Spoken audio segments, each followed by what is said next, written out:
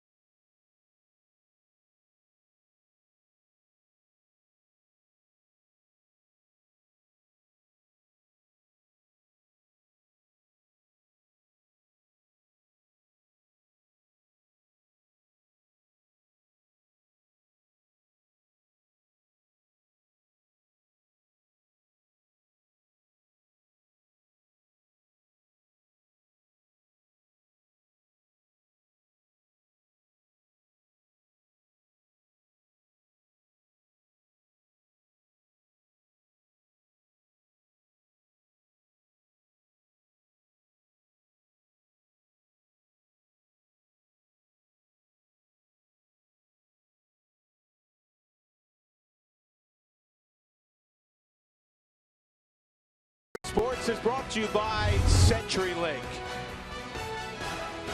Denard Span and the Giants. Bruce Boch in the background. They're in town. There's Ron Wotus in the picture, longtime bench coach for Boch.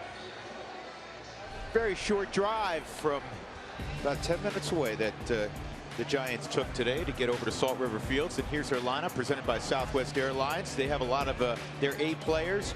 Brandon Bell will bat second. Hunter Pence struggling a little bit this spring. He'll be in the 3-hole. Buster Posey, Brandon Crawford back from Team USA where they performed exceptionally well. Jared Parker looks like he may win that left field job. He's had a great spring. Aaron Hill, veteran, trying to make the club on a minor league deal. Kelby Tomlinson, very useful extra infielder.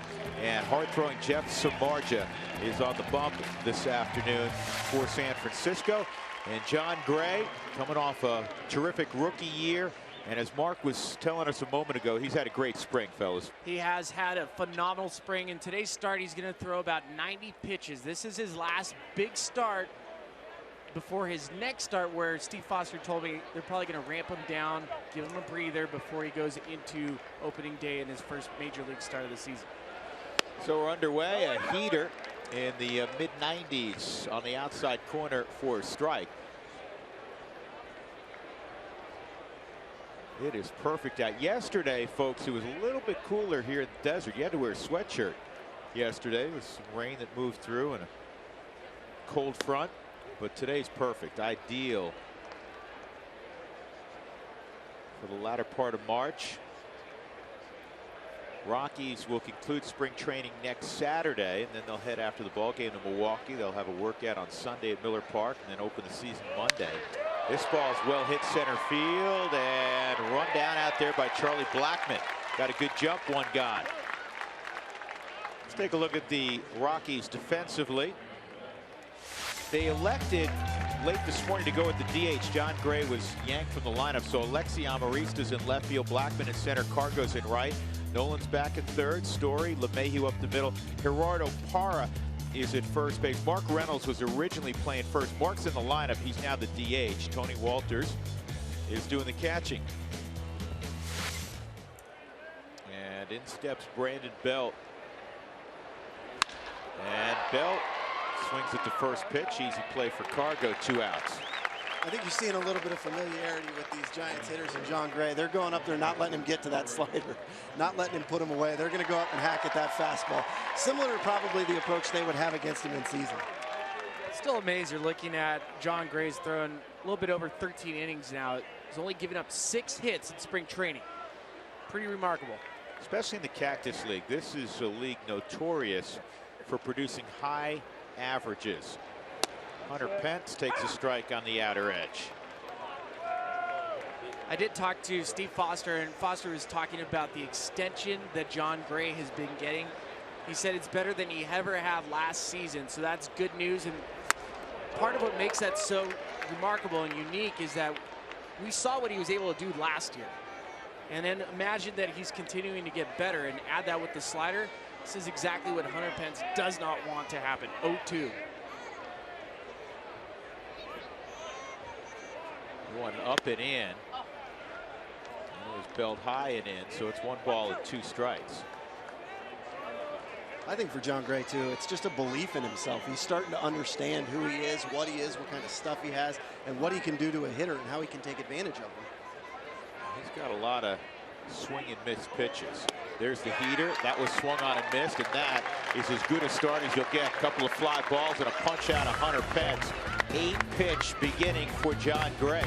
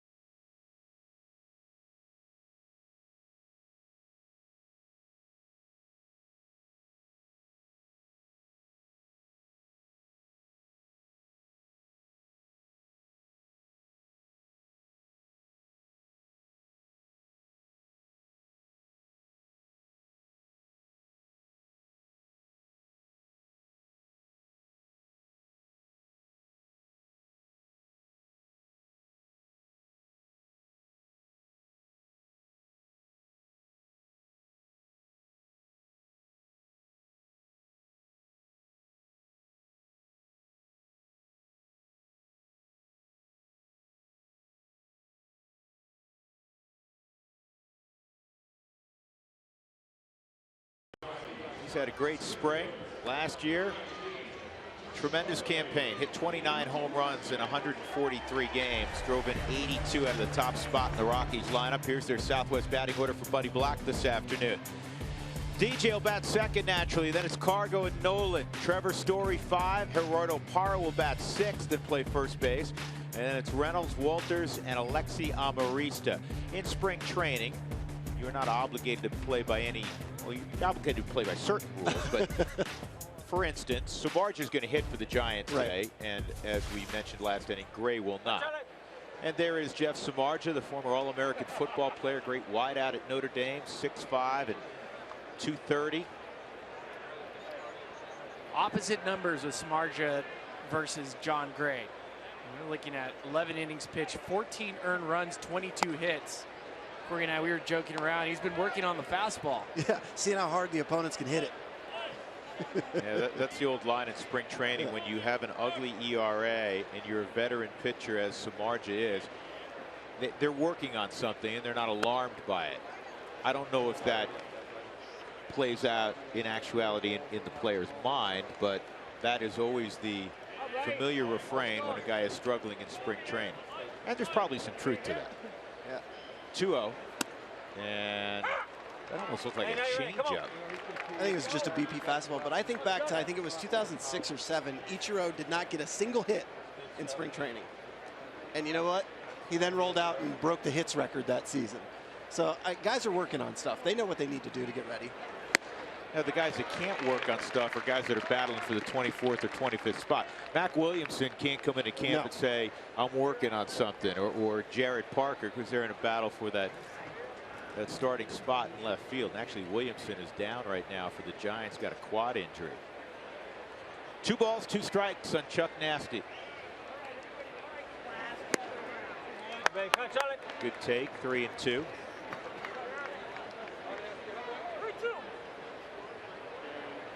Chris Siegel behind home plate, calling balls and strikes.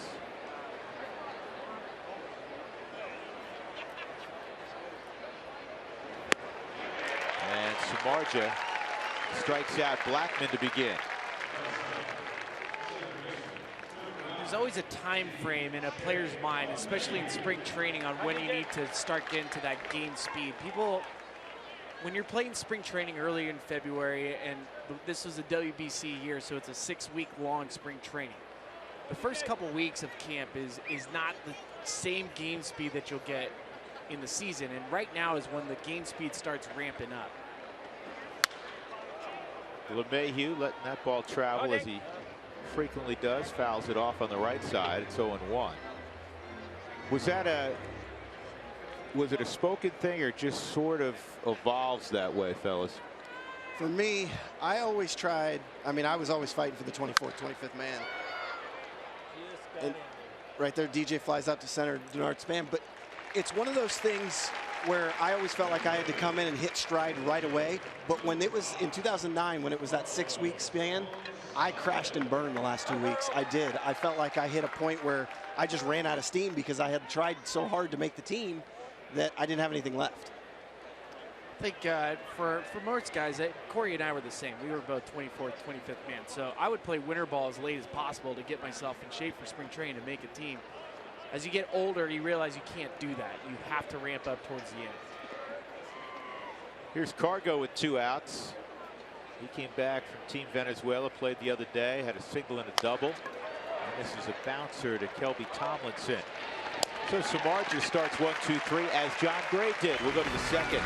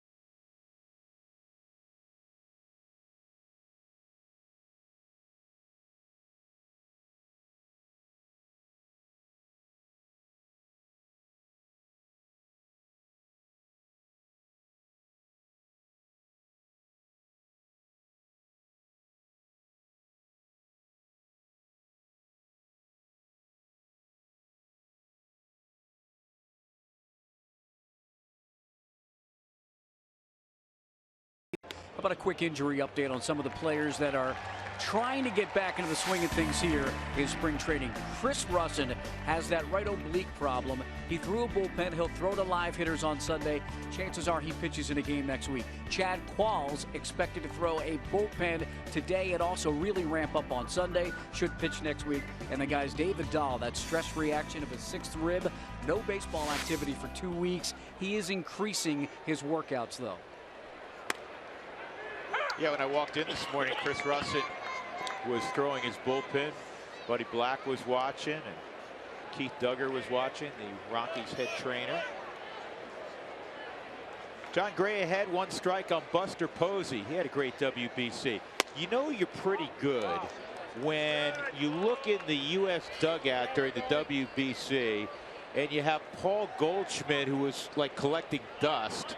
You have Buster Posey watching the championship game because Jonathan Lucroy was in the gear.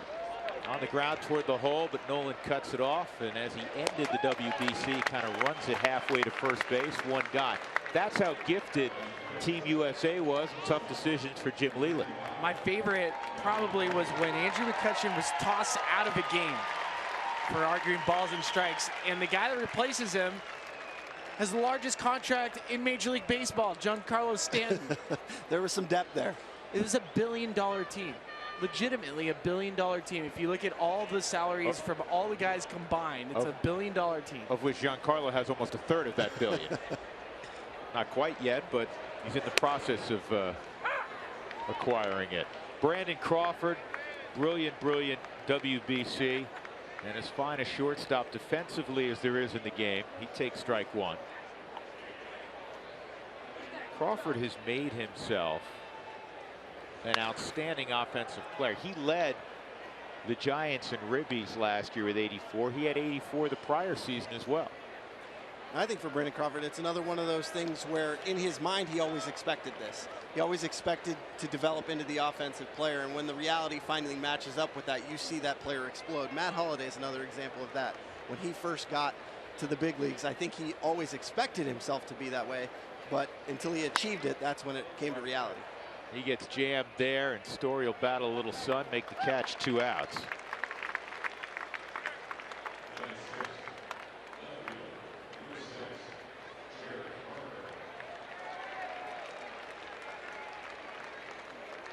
That'll bring up Jared Parker.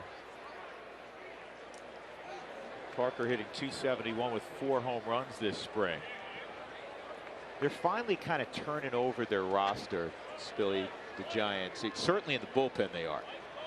It's one of the most difficult things for a manager to tell an aging player that he's not going to make a team or that he's not as good as he was.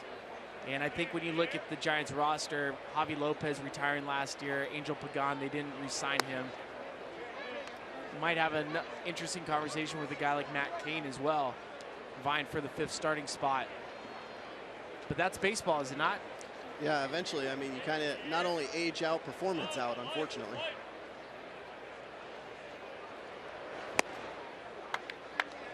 We always get back to father time at some point, don't we? Well, I think it's also the zeitgeist of baseball now, where you're seeing younger players get to the big leagues. I don't know what zeitgeist means. Spirit of the times. Freddie Zeitgeist, he was a terrific middle infielder, really good glove, struggled offensively. Okay. All right? Yeah, he did.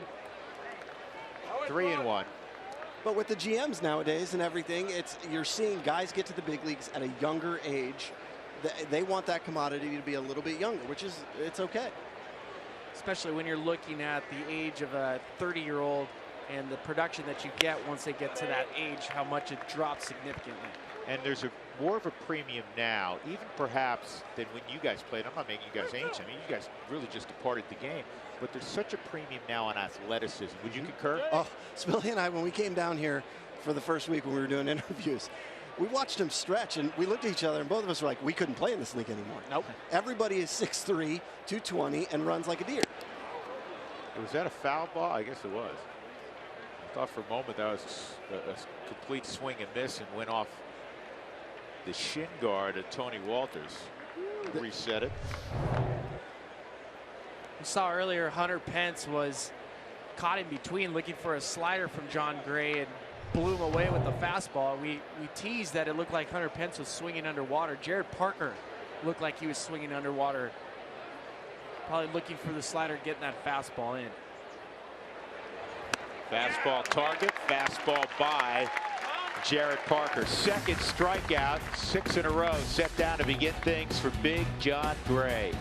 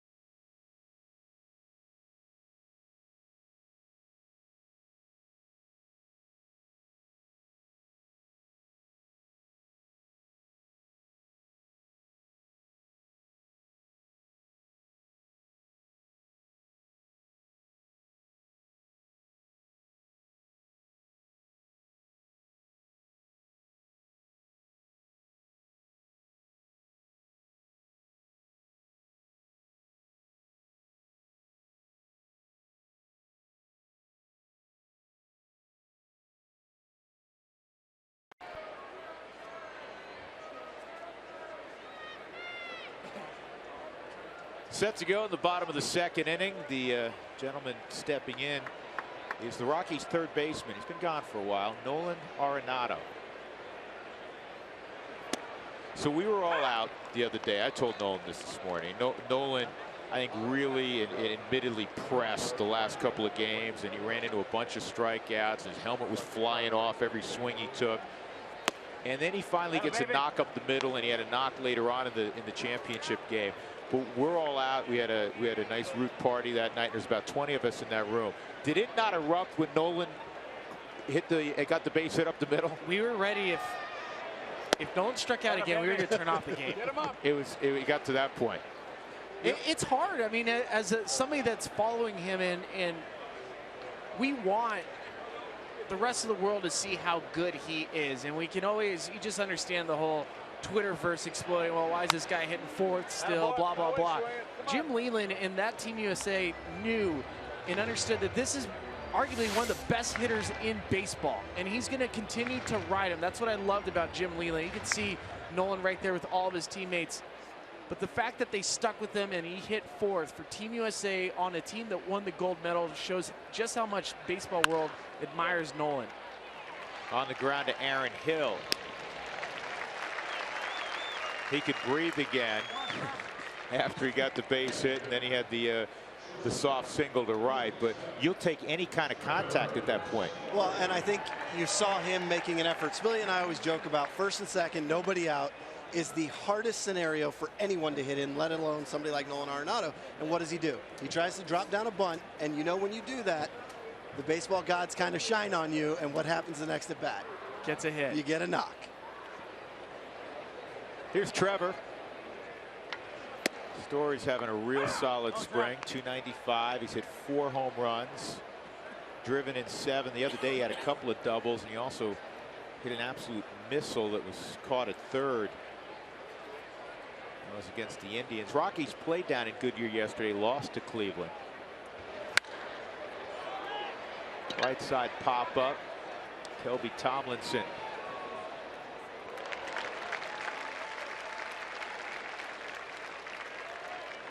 Fans mini plans start at just 10 games and $120. Opening day is included in the 15, 20, and 25 game plans. Buy your plan today.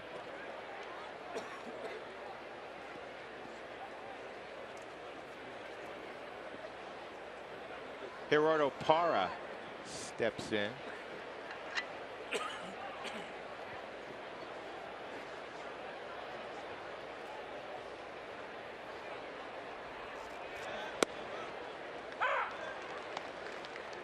I am betting that Gerardo Parra has a really nice bounce back year in 2017. I think he came into camp this year in much better shape than he was last year. That foot problem that he had last year really did affect his swing and affected his overall performance. And if you ask Gerardo about last year, he says it's over. I don't even want to look at that year. I want to move forward. Well, I think when you look at it too, you can just see a sense of over-aggression in all the numbers. You know, he struck out more than he ever did. He walked less than he ever did. And we talked about this yesterday as he gets a base hit up the middle, that sometimes even guys who sign contracts like he did press and want to show their value in it.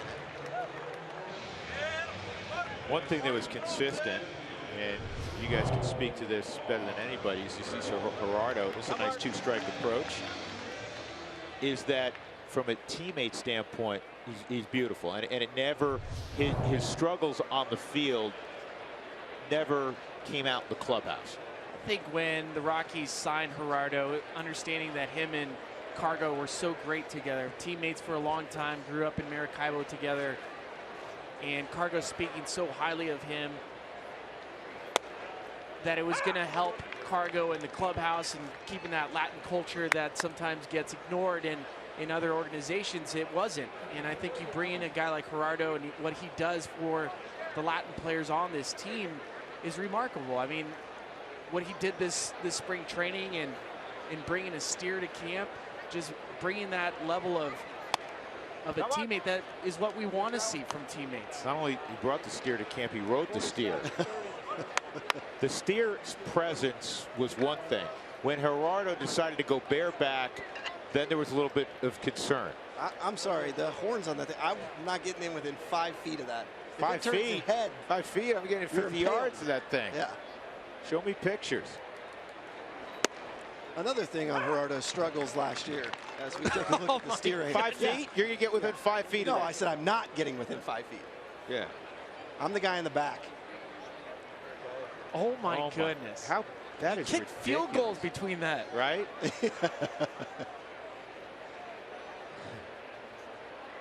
That's hysterical.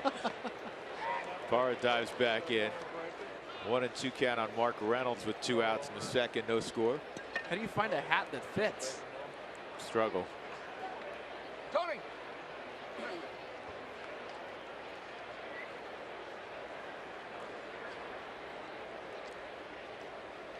Parra takes off, and Mark Reynolds strikes out. 2 strikeouts for Jeff Samardzija as we go to the third. Parra for president. Remember that last year?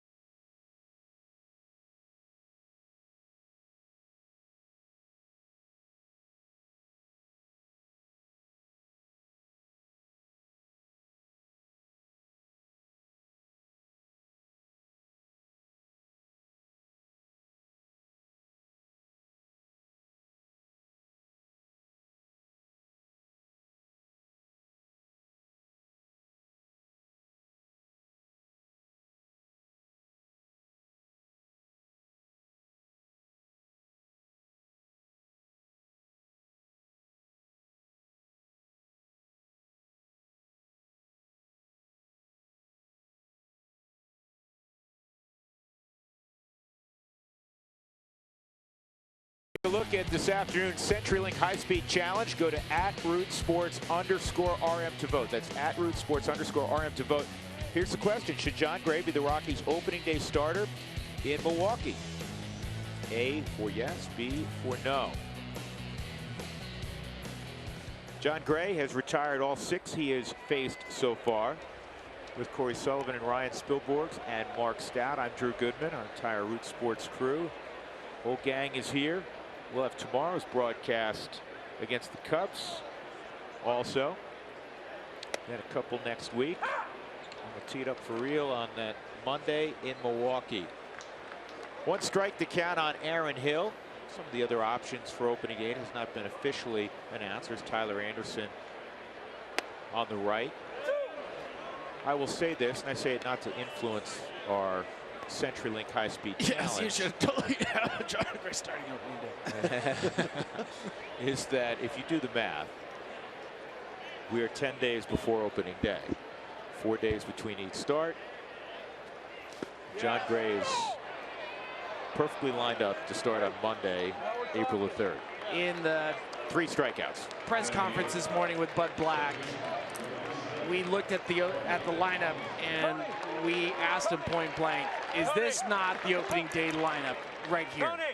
He was like, well, Spilly, you know, it does look pretty close. Nice. So is Jon Gray your opening day pitcher? Well, not ready to announce that quite yet. I think you're right when you look at it. The writing's kind of on the wall. I mean, but here's the thing is I really like the fact that for the first time it's a debate. You have choices. You've got a guy in Tyler Chatwood who had the best ERA on the road, right? You're starting on the road in Milwaukee. I think that's an incredible choice. But you've also got Tyler Anderson, who did great things. Then you've got 4 games in Milwaukee. You got to decide also who your opening day starter is at Coors Field. So, Spilly, what do you go with?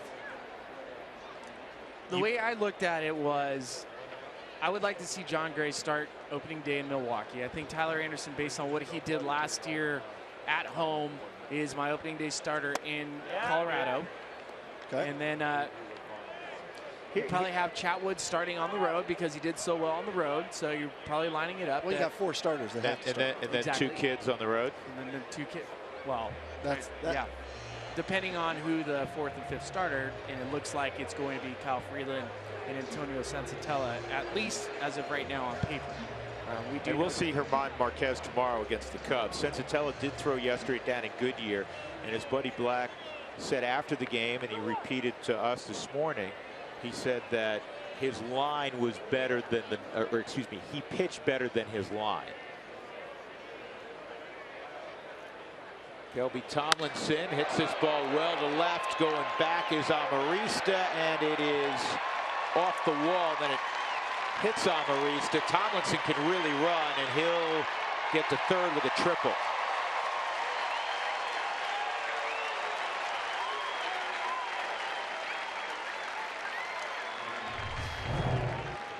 Amarista getting the start in left field this morning with the change to the lineup. And oftentimes as an outfielder, if you overrun it and you can play this into the wall like Amarista did, you can play this double into a triple. Lucky it hit off his leg, so he's able to keep it from maybe being a potential inside the park home run. But anytime a ball's hit over your head, typically you'd like to play that off the wall. 1 out, no score with the pitcher up. The Rockies will bring the infield in. And this is where you'll hunt a punch at if you're Jon Gray. From an outfielder's perspective, both you guys were good outfielders. At what point do you say, ball overhead, I'm going to put the brakes on and field it off the wall and make sure I don't give up an extra bag? There's 2 things I always look for. First, if my feet hit the warning track and I was tracking the baseball, if the baseball had already passed me, I knew I had to stop immediately. Go get him, John. Right? The second thing is you have to know how many steps from that warning track it is to the wall. And when you take a look, the ball had already passed over his head when he hit the warning track. He's got to know to break it down. That's just something that comes with reps and also with the stadiums. You know, he hasn't played a whole lot of games here at this stadium, so he may not know that yet. But any ballpark you play in the big leagues, you have to go out and you have to do that work in pregame. Spilly, we would do that all the time, where you have to know the breakdown steps from the warning track to the wall. It's part of the routine for every outfielder in every new stadium is trying to get that. Jon has fallen behind Samardzija 3-0. That's a strike.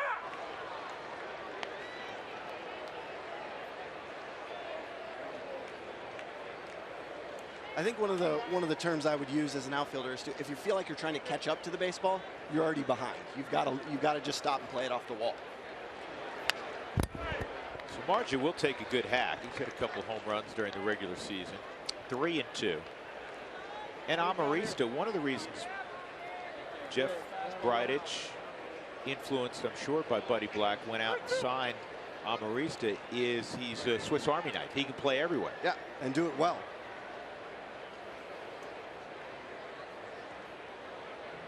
3-2. I know yesterday at Salt River Fields, the Cubs and the Diamondbacks played against each other, and Jake Arrieta hit a ball off Zach Greinke. You say it's 466 feet. It could have been a little bit farther than that. They said it was the farthest ball ever hit by a pitcher. This ball is well hit by Samardzija. This is over the head of Amarista in virtually the same spot as Tomlinson just hit the baseball. It's a run-scoring double for Jeff Samardzija.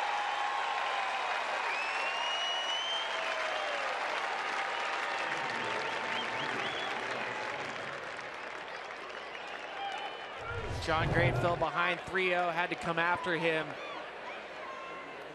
Can't tell if that was an off-speed pitch that just caught too much of the plate. Samardzija with the 3-2 count looking for a strike and was probably in swing mode to begin with, gets a barrel on it. Tampa native Denard Span at the plate. And Span lines a base hit to left. Samardzija will move up just 90 feet. So 3 well-struck balls against Jon Gray in the third after he retired the first 7 of the ball game. And really, Spilly, you hit the nail on the head. When you start falling behind hitters with Jon Gray, even if you've got put-away stuff, throw a 97, 98, big league hitters are going to start hunting that fastball. And you saw that right there with Denard Span. You get a fastball out over the plate, he's just going to barrel it up.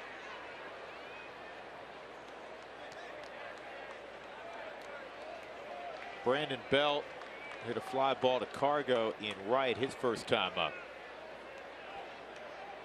Belt last year, first-time All-Star. He won the final vote. Trevor Story was in the final vote also.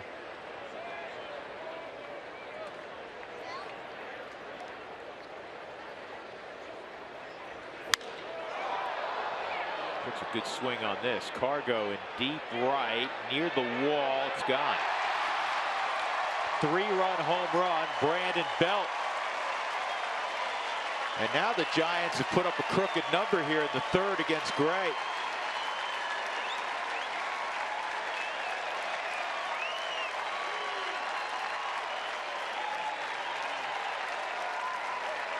Third home run this spring for Belt.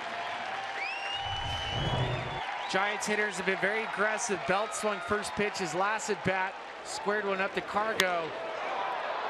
And this at bat looking for that fastball in, he does not miss it. He was hit high. That had some backspin.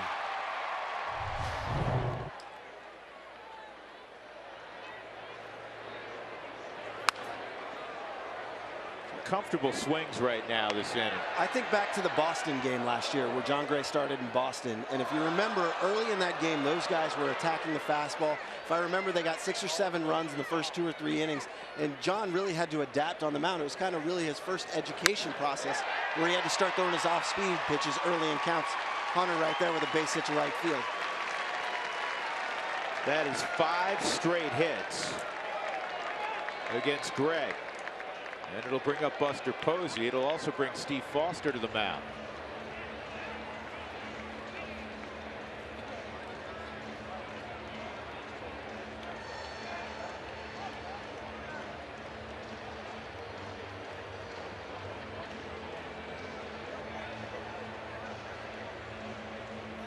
It's a conference. Bud Black has a new friend sitting with him today. The man in the black pullover Bronco fans will recognize him. It's Adam Gase, the head coach of the Miami Dolphins. Adam is a really interesting guy. He goes out and solicits from other managers, head coaches in other sports, other guys who played and won big. He's fascinated by. This is going to drop also. And then it gets by Amaristo. We'll pick up that story in a moment. Pence around third gets a green light, and the throw to the plate is in time to get Pence. Good tag by Walters. Great throw by Story.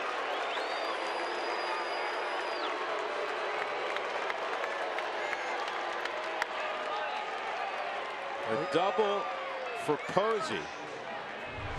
But Pence is cut down at the plate. 7-6-2. Good relay throw right on the money to Trevor Story, and Story gets the ball all the way in the air to Tony Walters, who got the tag on the side. Little hesitation by Hunter Pence coming around third base. I don't think he was expecting Phil Nevin to send him home. Third base coach for the Giants.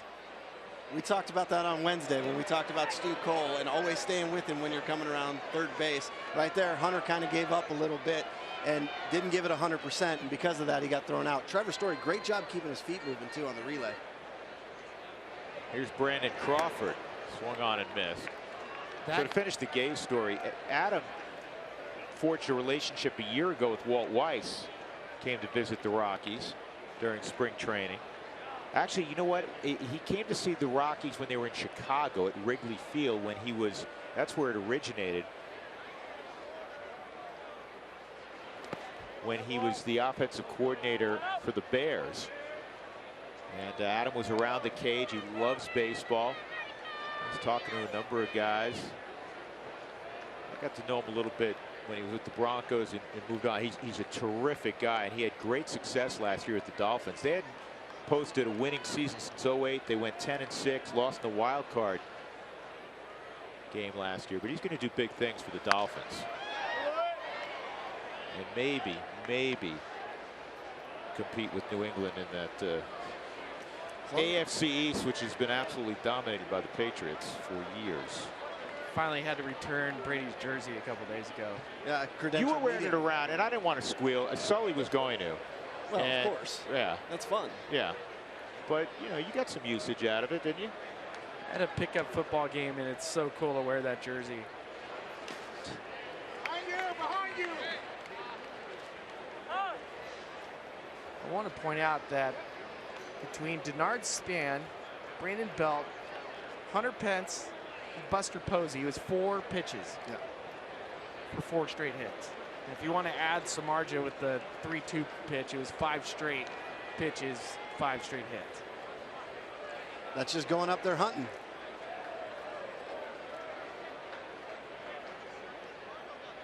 That old line that always applies. They practice too. 2-2 on Crawford.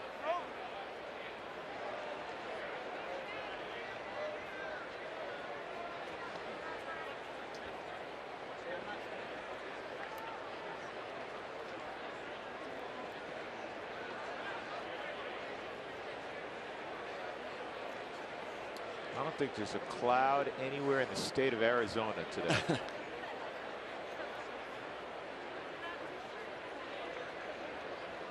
this place is jam-packed. Standing room only crowd. 2-2 again. Fouled over the roof.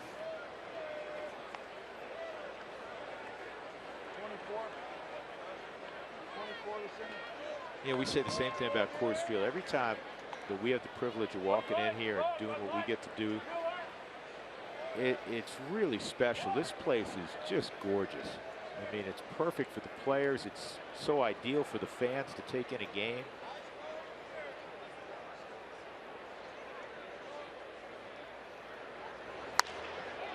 I came here as a visitor in 2012. I never got to have it be the home ballpark. I'm incredibly jealous after 2008. You guys got to come up here. I had 1 year in this place. Yeah. Just the workout facility alone, when I think back to where we were at High Corbett, I mean, we were in a tent behind center field. I remember that tent well. Yeah. I think Brad Hop, that homer we talked about, went over that. That's right. I think it did. Still looking at all the pitches that Jon Gray has been throwing today. Not a lot of sliders, not a lot of curveball. I think by design, because he does not want these Giants hitters to see it.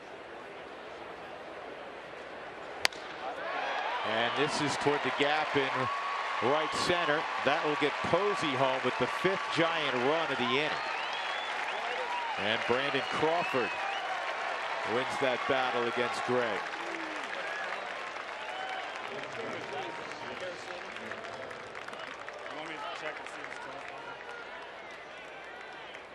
Sometimes, speaking of what you brought up, there's gamesmanship in spring training with division rivals, and they'll have a guy when it's his turn, if it came up against a division rival, they'll have him throw to minor leaguers on a backfield and not face the big leaguers. So legitimately, Spilly, I think there could be something to that where, all right, you know what, I'm going to have a 2-pitch mix instead of a 4-pitch mix. I don't know.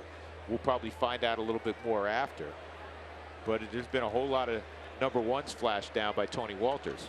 See fastballs, and I think the one pitch that Samardzija hit was a cutter. So we haven't seen the big slider, we haven't seen the changeup, we haven't seen the curveball at all.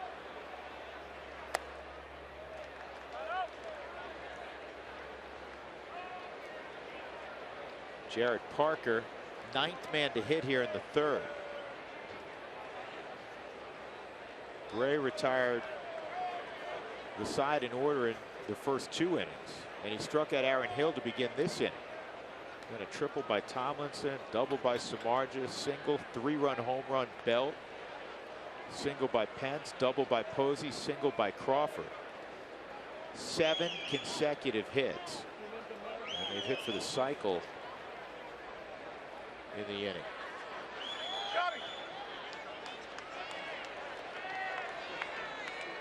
And now Buddy Black's coming out, but a trainer's coming out also, and Scotty Garrett. It's the last thing we want to see.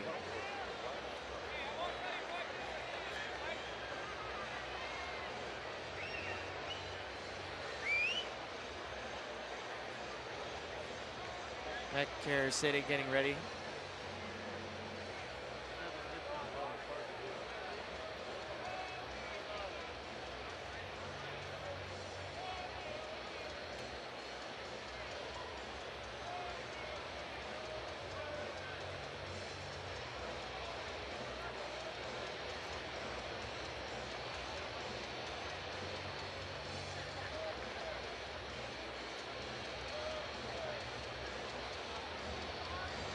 Mark, any idea? Matt Caracity is going to come into the ball game. That's it for Jon Gray. Well, this just reminds me of last year when you remember he had an abdominal strain and actually started the season on the DL. Didn't make his first start until April the 22nd, a game that the Rockies beat the Dodgers and he had 10 strikeouts, but it was towards the end of spring training when he had to go on the shelf. So let's hope that this isn't something similar.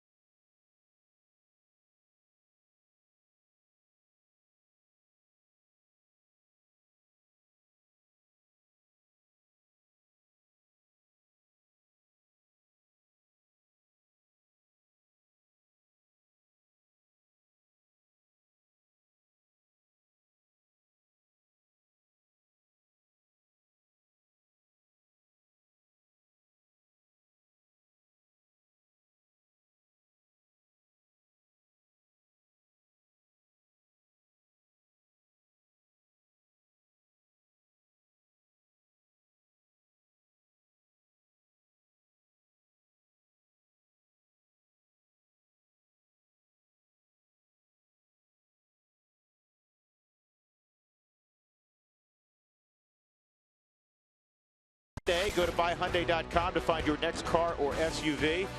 By Ideal Home Loans, the preferred mortgage lender of the Colorado Rockies. And by Southwest Airlines, yes to low fares with nothing to hide. That's frequency.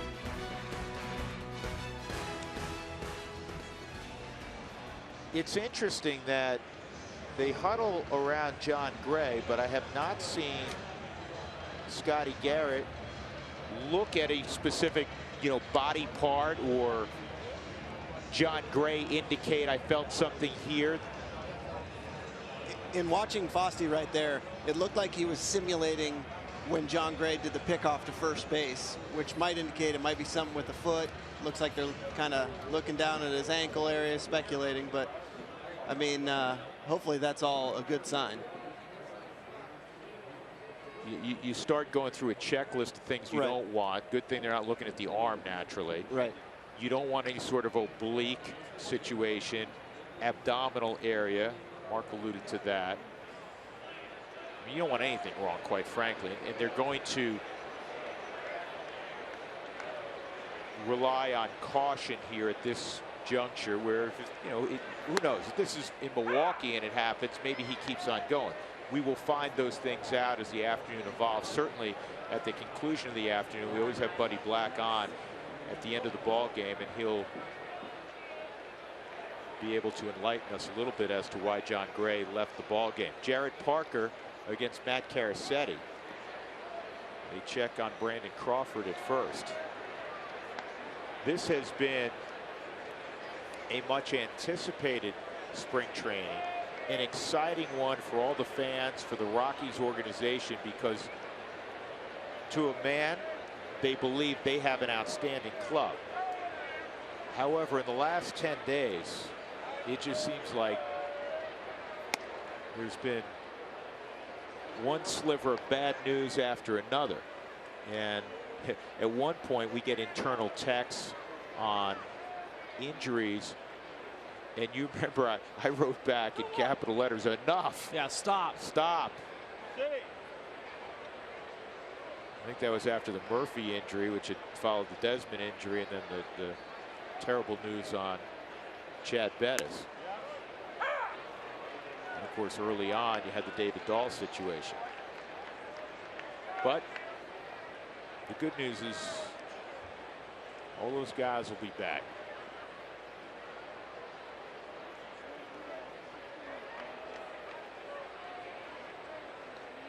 Two balls, two strikes on Parker. 3-2.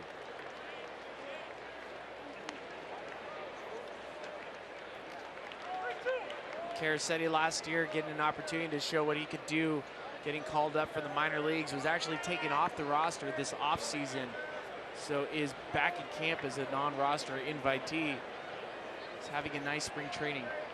Jimmy put up great numbers in getting the call up, and then he really struggled at the big league level. I think he really struggled with fastball command. He's got such a great fork ball, great off-speed pitch that he gets a lot of swings and misses with. Looks just like a knuckleball. But, Spilly, you know this. If you can't command the fastball at the big league level, that secondary pitch kind of just goes by the wayside because you have to establish strike one. You can't get to it. Yeah. Caracetti, a product of St. John's.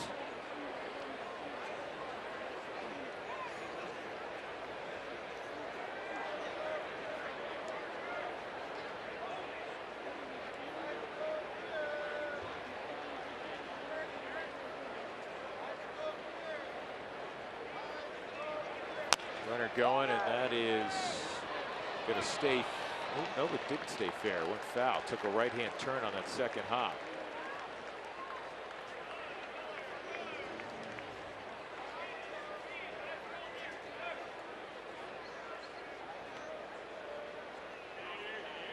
Five runs, 7 consecutive hits for the Giants.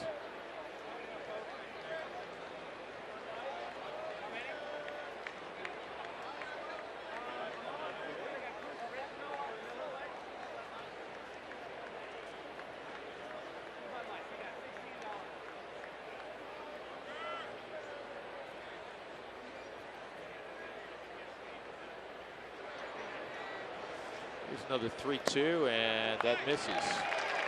So Parker will push Crawford to second. And Aaron Hill, who led the inning off about 20 minutes ago, comes up for the second time.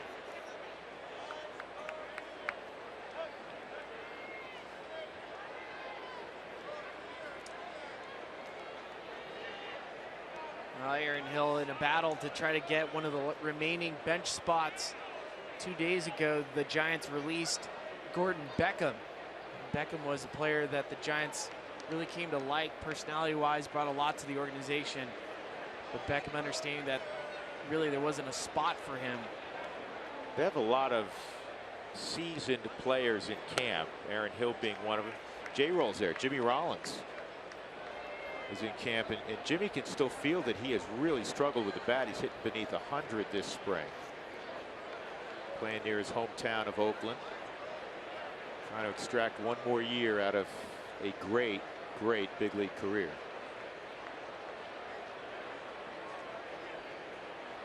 Caracetti behind 1-0 on Aaron Hill.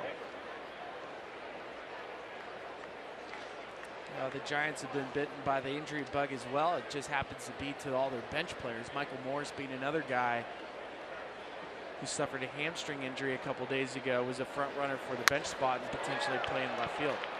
Cargo's going to grab this one, and that will end the inning. 5 runs on 7 hits for the Giants. Get an update on Jon Gray soon.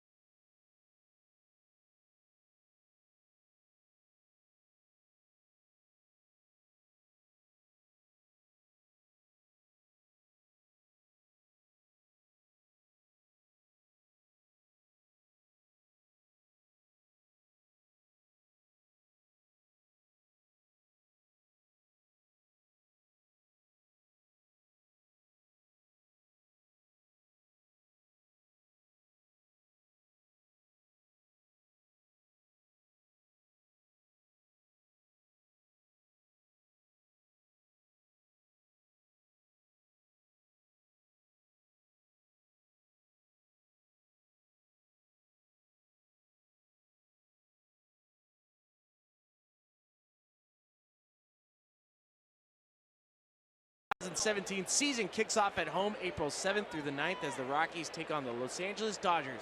Purchase your tickets today by calling 303-ROCKIES or online at rockies.com. This was moments ago. Jon Gray walking toward the clubhouse.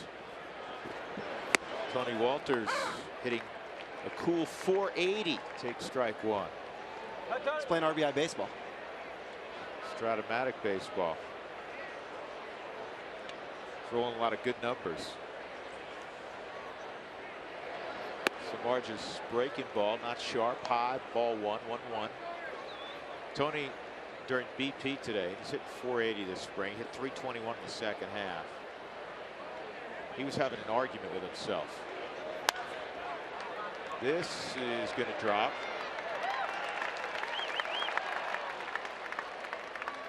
Do you ever have one of those, guys? Every day, Drew. It was an audible one. It wasn't, you know, under your breath. I mean, he was yelling at himself. He was really upset with himself. He was angry at himself. If I stepped on the field and hit batting practice on the field, Spilly, you know this. I absolutely despised hitting on the field. I did not like watching myself hit fillet shots to left or rollovers to second base. I had constant arguments with myself. Here's Alexi Amarista. Who's the best? Worst player that's No.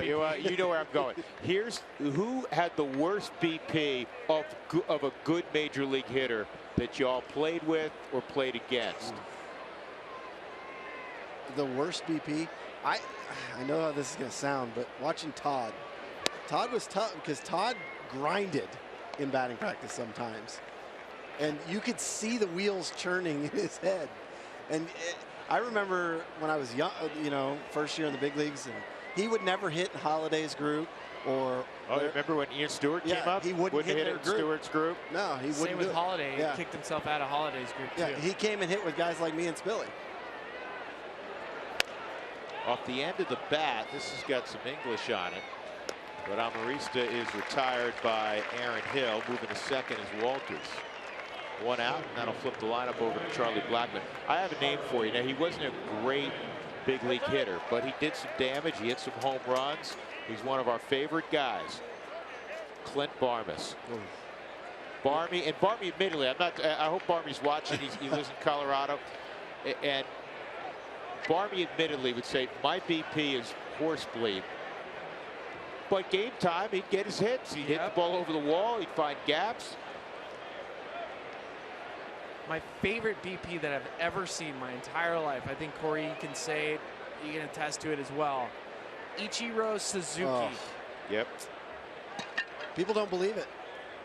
Ichiro, if he was to play in a home run derby against anybody. I don't care who you took. You could take Giancarlo Stanton. You could take Babe Ruth. You could take Roger Maris. You take anybody. Ichiro would destroy him. In 2006, I remember when we went to Seattle, the year Fogger threw that hour 47-minute game against Jamie Moyer. You got everybody to dinner early. Yeah, I remember we all made a point about going out and watching batting practice for Ichiro. He hit something like 15 straight balls out. It was amazing. And not wall scrapers. No. I remember that exact series because I was watching it on Friday and I was dumbfounded. And I said to Clint Hurdle, I said, have you ever watched Ichiro take BP? And he said, no. I said, you got to see it. It's the damnedest thing ever. Yeah. This guy hits like he's Willie Stargell in his prime. In the second deck at Safeco Ballpark, that's where men hit the baseball, he was going one after another. And then in the game, he'd shoot a triple down the left field line. He understood his game. There's another hitter, Hall of Famer.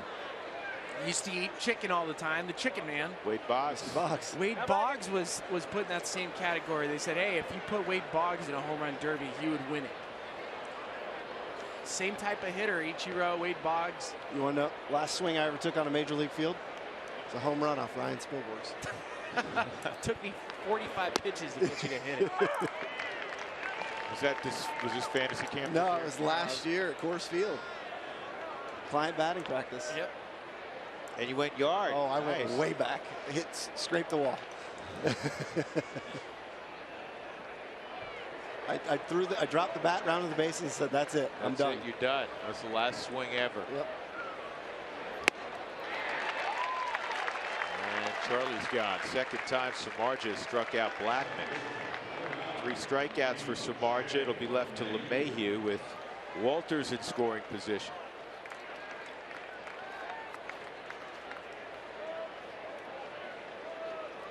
Some of those all-time great hitters for average, it's been said that they could do whatever they want. Tony Gwynn, and you've heard people say the late Tony Gwynn could have hit a ton, 20 home runs a year if that's what he wanted to do. Well, they're just so good at getting the barrel of the bat to the baseball. They know how to square it up. They have a plan at the plate. If they wanted to sacrifice the 70 points of batting average, they would have.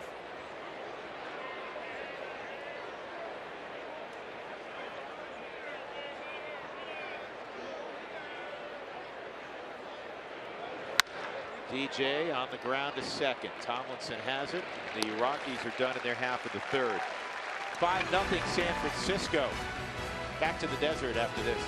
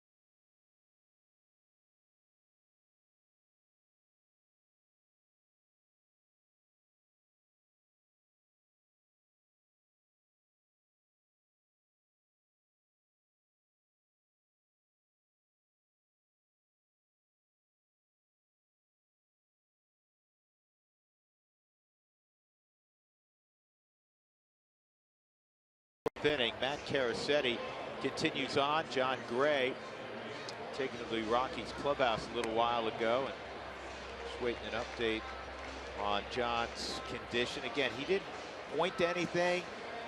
Scotty Garrett, the Rockies' outstanding trainers, never, felt a body part or anything. So one of the things we are assuming, and we have our fingers crossed, that it's nothing serious.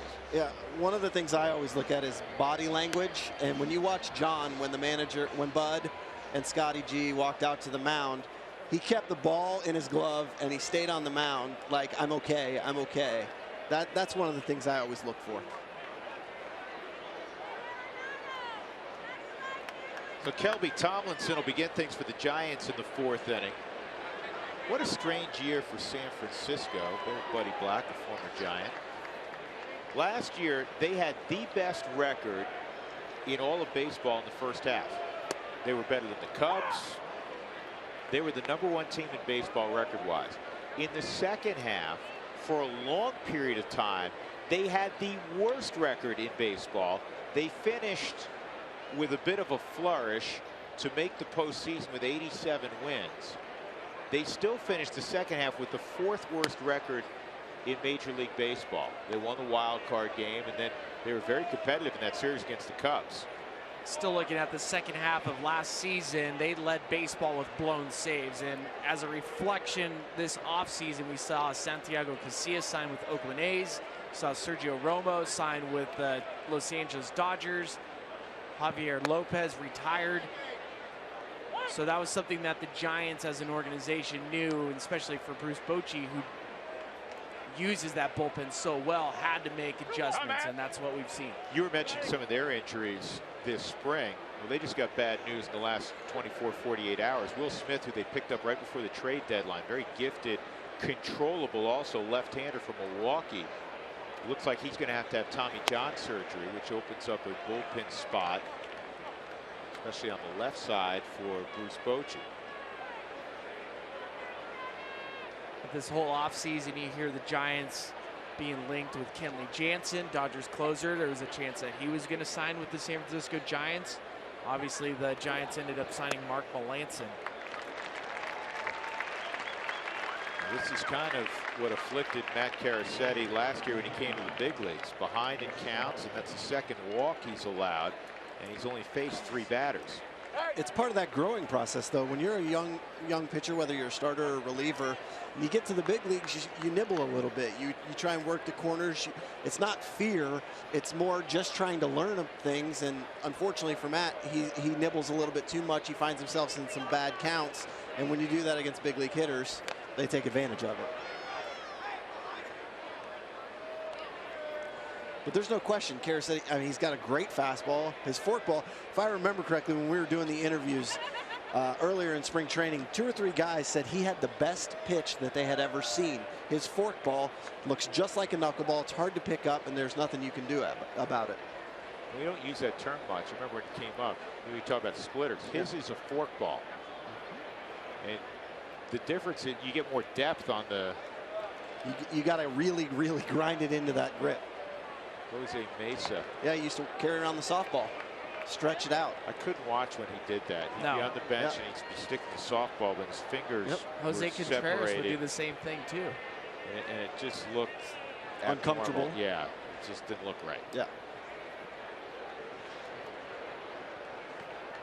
1 strike on Samardzija.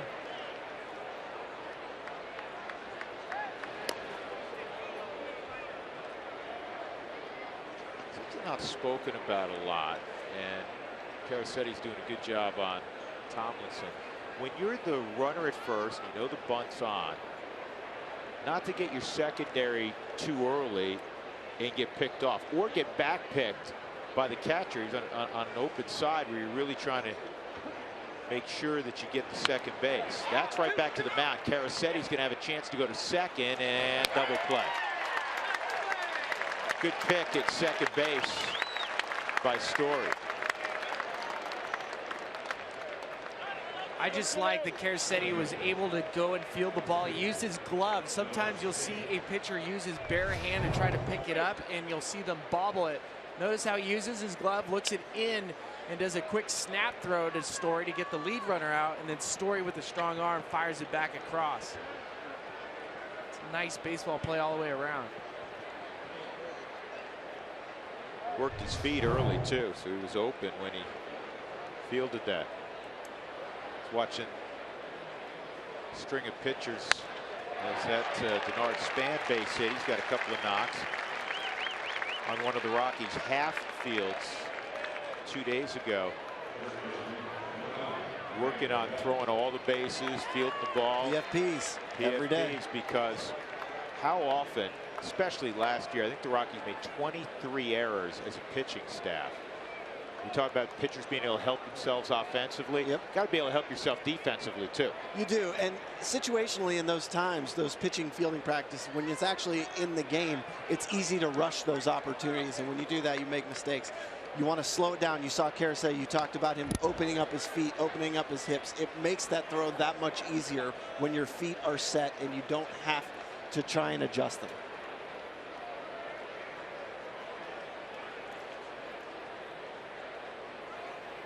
Brandon Belt hit a towering 3-run home run to right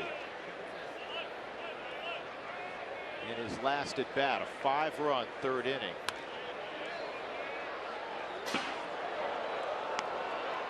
A lot of first pitch swings for the Giants in the last couple innings.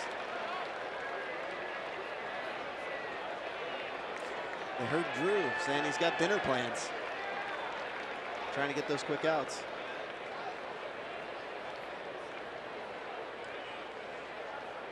That's the quickest game of the year next Saturday. You know that. Oh, there's no question. Belt strikes out, and Karasay is through the 4th inning. 5-0 San Francisco. Next inning, we'll see Cargo, Nolan, and Story.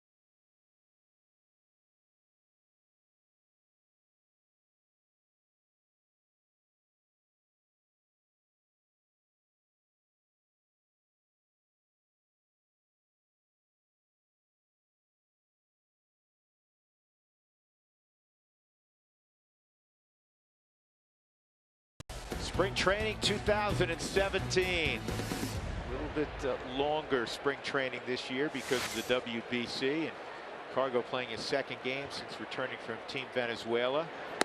And he takes a strike on the inner half. Cargo hit a chopper to second in his first at bat against Jeff Samardzija. Samardzija's allowed just 2 hits, a single by Parra in the second and a single by Walters in the third. This is his 6th appearance of the spring. He had been scuffling. Spilly talked about it earlier. 0-3 and 9 ERA. Last year he won 12 ball games, which is a career high. 4 straight seasons now for Samardzija that he's pitched at least 200 innings.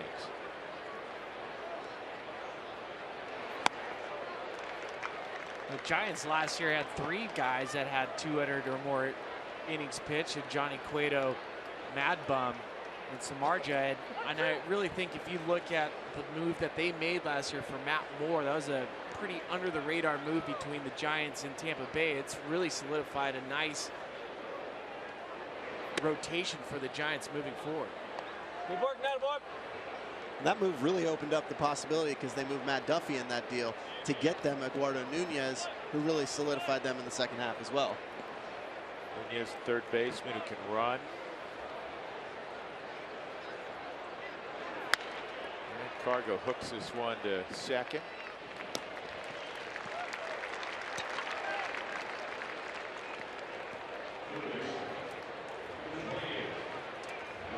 We'll bring up the Giant tormentor, Nolan Arenado. Each of the last 2 years, he's driven in 24 runs against the Giants. A two-season compilation of numbers: 15 home runs, 48 RBIs for Arenado against the Giants.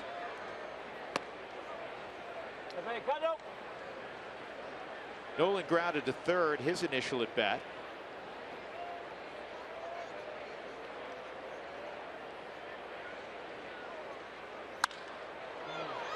Got the barrel to it, just worked under it, and in left field, Parker battling away and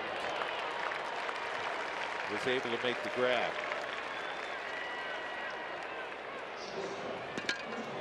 There's not a worse feeling as an outfielder having a baseball in the sun.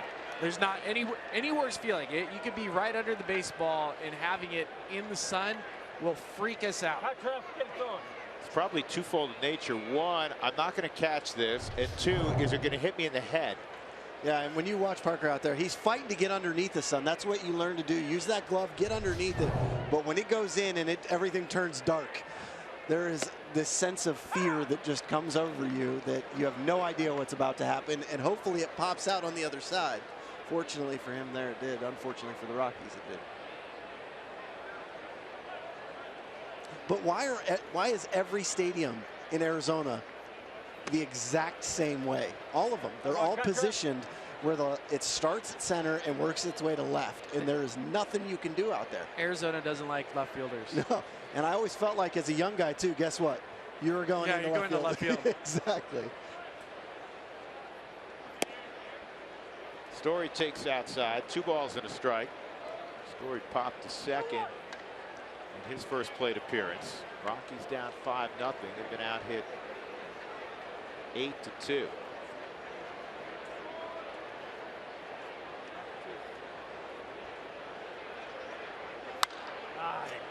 And Brandon Belt or Tomlinson, will be Tomlinson in short right field.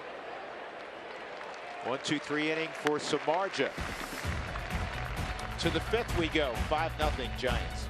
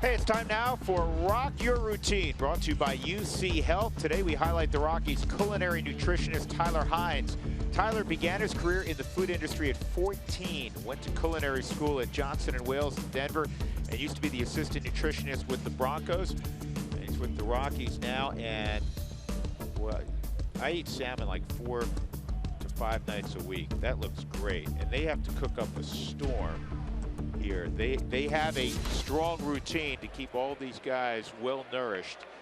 That is our UC Health Rock Your Routine. You know what needed to happen, Spilly, during Sully's career is he needed to have that routine and have Tyler giving him his food, because I still need it today. I still do. You eat. It's not that like, so hold on. I needed, and I still need to this day, I wait so long to eat that I'll take the easiest path out. And it would have been a benefit to me, because when I played, I mean, you'll remember, I would leave the hotel in LA and go find fast food somewhere. It didn't matter where, because I would wait so long to eat that was the easiest thing to do. And now these guys, that it's such a good benefit for them to have these healthy options and basically everything provided for them in a way that they can make the right choices. It would have been a huge benefit for me. 2 strikes on Pence, 1 and 2. You eat like Kobayashi on the 4th of July. True. I do. Yeah.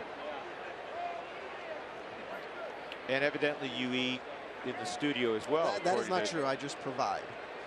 Mark? I'm an enabler. Can you embellish this conversation? His name is Snacks Sullivan, because he comes into the studio every road trip with, I mean, pick a candy, he comes in with it. But why do I do it, Mark? There you go. And is that candy provided for everyone with a purpose? It's for the masses. I'll agree with you, Corey, but it's not the best. It's like a sociological experiment. Oh, I like to put it out and see how many times Erica, our director, will wander in. You are in the control group. And let's see how many times our producer, Allison Vigil, comes in. And let's just test everybody's willpower. It's just Skittles, it's Reese's Pieces. You know I have zero willpower. There's some Starburst. You know what? Mike Caniglio, one of our producers, I always have Whoppers for him. Ryan Morrison, one of our producers, I always have the Sweet Tart Ropes for him. Is there a placebo group? No, there's not. Nobody has enough willpower to be in that group. Posey in the air to deep center field. Blackman makes the catch. Twisting catch by Charlie. And Posey's out number 2 in the 5th. Always a difficult ball to read when it's hit right at you, and with the right-handed hitter with Posey, the ball will fade towards right center. So you can see Charlie, he's smacking the wall, probably because he didn't like his route. But his ability, and especially when the ball starts getting to you late, you don't want to snap your head and turn around, because you want to keep your eye on the baseball. And for Charlie right there, he slaps the wall, like you said, because he didn't like his route. But that tells you that ball was hit off the end of the bat by Buster, and he was strong enough to get it to deep center. Charlie, it faded so late. Otherwise, it would fade earlier and would have been more in right center. Brandon Crawford fouls it off, 0-1.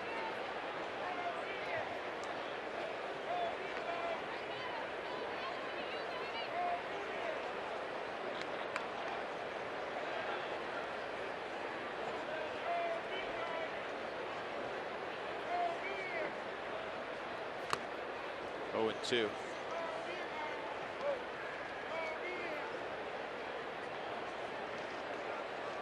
See, these are the snacks you should be having. I was truly impressed with the chicken that you've had, the grilled chicken, things like that. See, you think ahead. That's the preparation I'm talking about. I never did. I never had the forethought to be like, oh, I'm going to be hungry in 3 hours.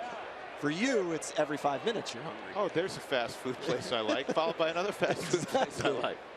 Hey, I have been known to do a triple stop. To pick up 3 different things at 3 different places. Come on. Really? Yes. Yes.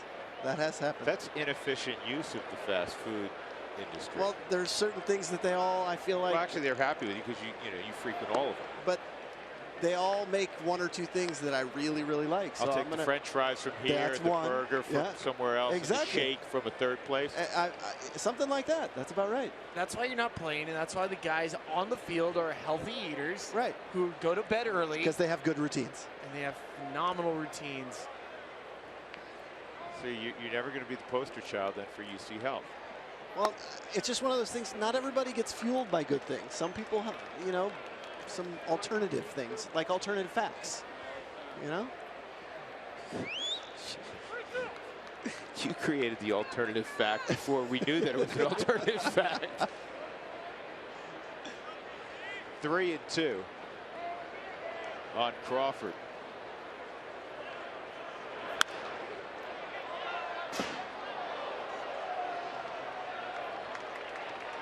Did Wake ever come out west and play any collegiate games? The furthest west we came in the years I was there, we played in a tournament at Rice every year. Okay, so we went to Texas. Yeah. Spilly, I assume you played UCLA non-conference, right? Yes, he did. The reason I'm thinking about it is Crawford's a UCLA. I was at a UCLA game last month at Jackie Robinson Stadium. What a great ballpark. Wow. Isn't that special? It is special, especially when LeVar Ball comes down there. My kid's a better shortstop. He's the greatest shortstop ever. Better than Ozzie Smith defensively. More clutch than Jeter. Better arm than Dunston. Would have more rings than Berra. Ooh, tough hop. Para hangs with it. He gets it to Caracity. 1, 2, 3 inning. We'll have an update on Jon Gray when we come back.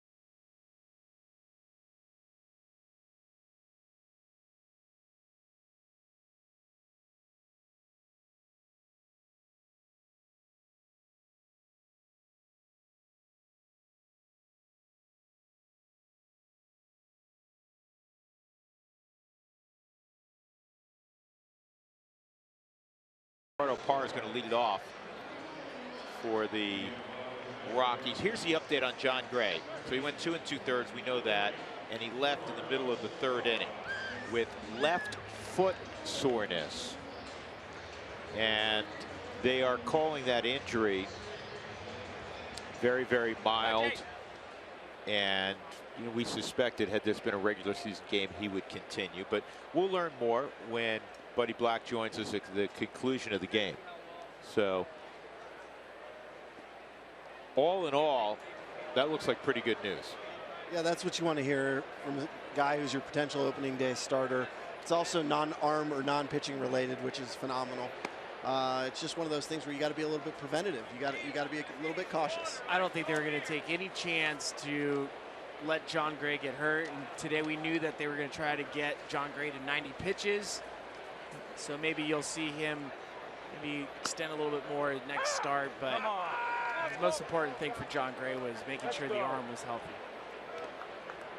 New pitcher out there. That's Albert Suarez. That was Jimmy Rollins is at shortstop. Fedorovich is behind the plate. So Crawford and Posey still getting their Cactus League legs back after coming from the WBC. They're out of there. One out.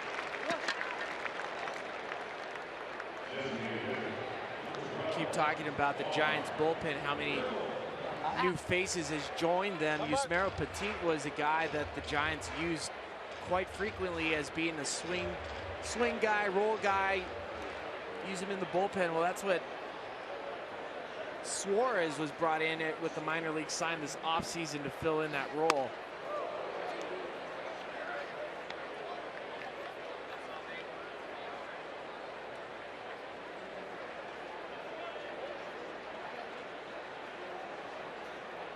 Here's the 1-0 to Mark Reynolds. Breaking balls down.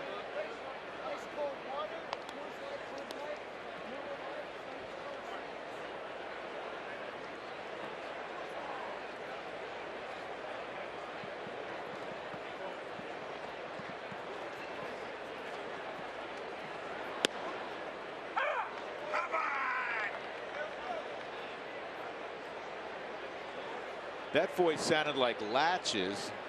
Latch is enjoying retirement right now. Rene Latch. You played golf with him the other day, huh? Played some golf with Latch, and he had knee surgery this off season. So I was golfing with him, and he had these 2 knee braces. I'm trying to think, it looked like Forrest Gump when he was a kid with these knee braces golfing. And Reynolds evidently went around 3-2.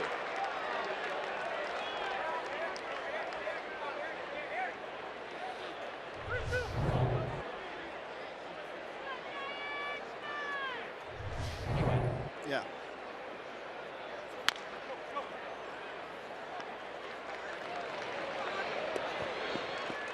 The planned bounce from Aaron Hill to get Mark Reynolds. 2 gone. That'll bring up Walters.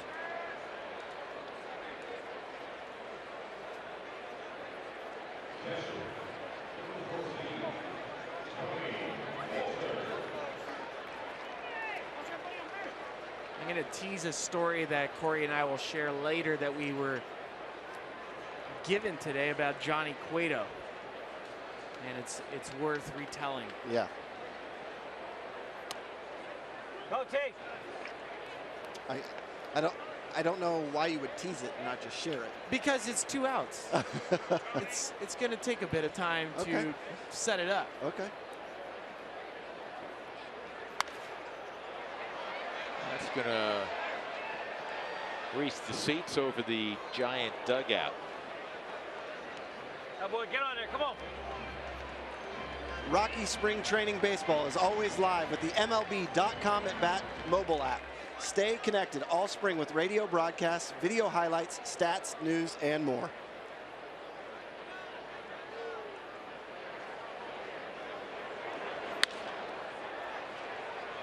Shallow center field, and it's run down out there by Span. 1-2-3 inning for Albert Suarez. 5-0 San Francisco. To the 6th we go.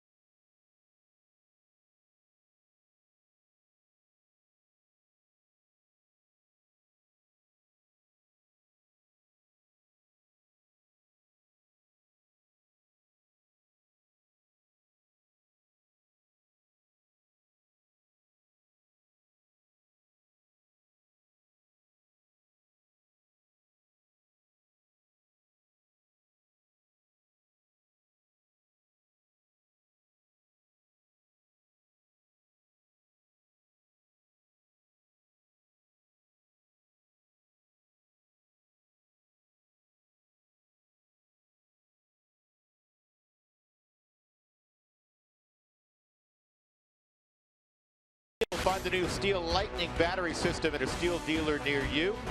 By Hyundai, go to buyhyundai.com to find your next car or SUV.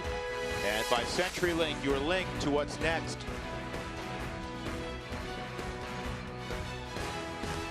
Rockies trailing 5-0. All the Giants' runs came in the third against Jon Gray. 7 straight hits, and then Jon Gray had to leave. Left foot soreness. We'll get more on him again after the ball game. Adam Ottavino is on the hill. He figures prominently for the Rockies in their bullpen late. And he's kind of had an up and down spring training. He threw yesterday in Goodyear against the Indians and struggled with fastball command.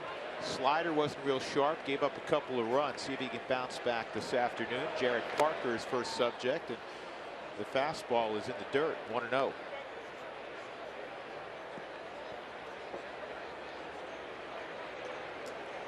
Two and a third from Matt Carasetti. Well, even though Ottavino has struggled, 7 2/3 of an inning, 10 strikeouts, and 6 walks, Otto will tell you that he's a field type pitcher. That when he feels his mechanics are right, he knows he's right. He's not like some guys where they know exactly where I stand or I have to do this part to get to this part. Otto's strictly feel.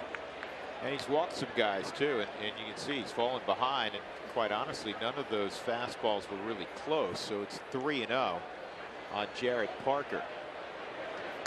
And he can't even get the 3-0 in there. So a 4-pitch walk to Parker. We're going to go to the dugout. Mark Stout is with Tyler Anderson. Mark? Who said to me, I want to watch Ottavino pitch because he's your guy. What do you like about Adam Ottavino? What interests you when he's on the hill? With Otto, I love that he's always prepared. You know, there's nobody who has a better idea of what he wants to do in a game plan of exactly what he wants to do to each hitter, and constantly thinking about different ways to manipulate things and to get better. And that's something that Tyler Anderson does. We know that because we've seen your preparation. I try to. My locker is next to Otto's last year, so we have a lot of talks about that specifically. All right, one last question. I know you want to watch Otto. Tomorrow you're going to throw in the backfields. Where does that set up with what you're looking for as we get towards the season? What do you do there tomorrow? You know, tomorrow's a day where we go out, and I'm going to treat it the same as I would a game out here or anywhere, really. It's supposed to be 6 innings, 90 pitches, so get built up a little bit more, which is what we're looking for, and really just at this point it's not working on things as much as it is really trying to compete. So that's what we're looking forward to doing tomorrow. That's what you do all the time. Thanks for talking. Go watch Otto. Yes. All right. Thanks, guys. All right, Mark. Aaron Hill at the plate, 1-1 count.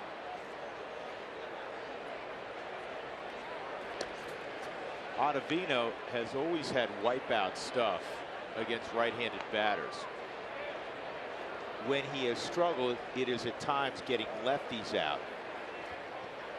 And he has 3 different sliders, and they all are vicious to a right-handed batter. A little easier to see if you're on the left side of the plate. A little easier to see when you're on the left side, but it's one of those things where I think with Otto, because he crossfires a little bit, for lefties, when he flies open a little bit with his front side, it lets you see his release point a little bit easier.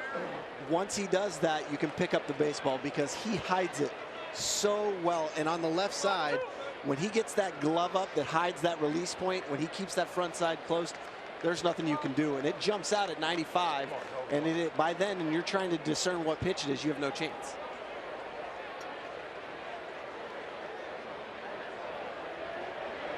One, two, not a great slider, but he's going to get a double play ball out of it. 6-4-3, 2 gone. Kelby Tomlinson will be next. Kind of rolled that slider, didn't he, Sully? Yeah, it didn't have that tight break. He didn't snap it off. But again, it's one of those things where he's coming off Tommy John. This is his 2nd year where he's getting into a rhythm. And we've talked about this at length. You're always going to struggle your first 2 years with finding that release point, feeling the baseball. It's a consistency that you struggle with. I struggled with it. Other guys struggle with it. But once you find it, you're never going to let it go again. Hey, let's go. I'm talking to him. Catch the ball.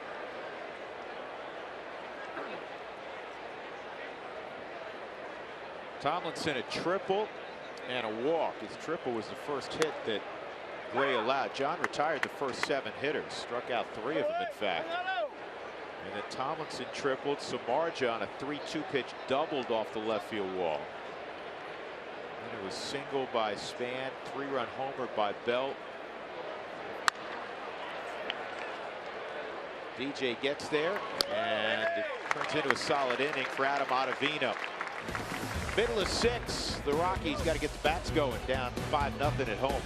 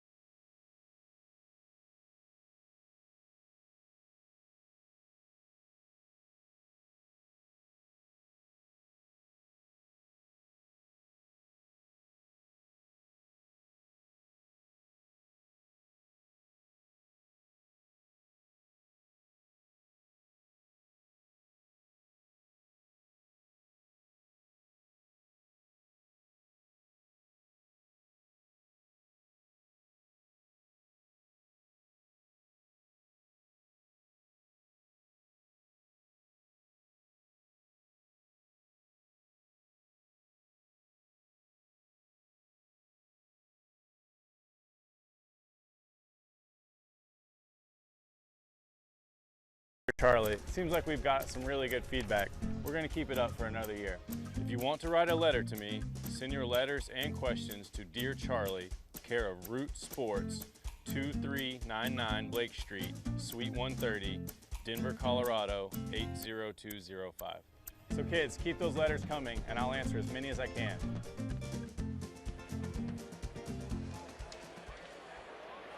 Just won't answer him right now. He's busy right now. Yeah. He's got to get knocks. 9-1-2 for the Rockies. Alexi Amarista. Second inning of work for Albert Suarez. Samardzija went 4 innings. Allowed just a couple of hits. A couple singles. Parra had one. Tony Walters had one.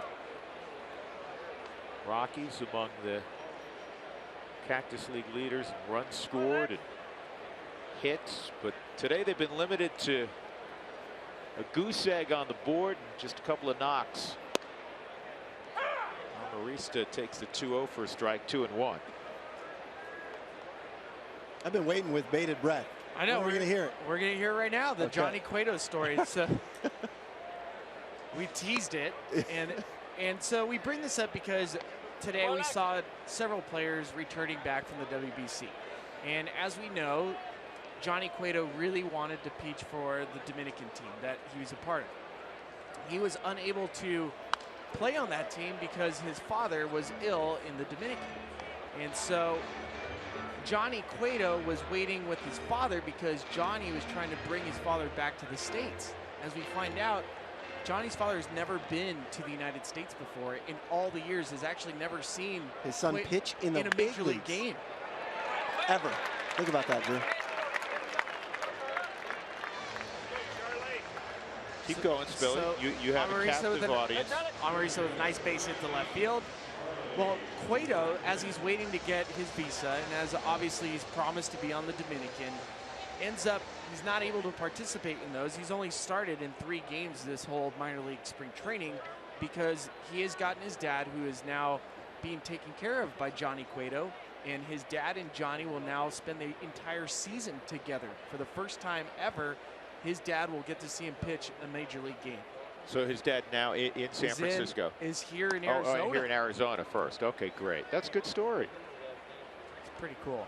I've already liked Johnny Cueto. When we heard that, when Corey and I heard that, we go, I love Johnny Cueto. You know who likes Johnny Cueto a lot?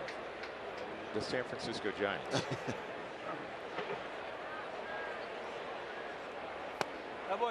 Charlie takes down low. 2-0. Blackman has struck out a couple times. Had a great spring.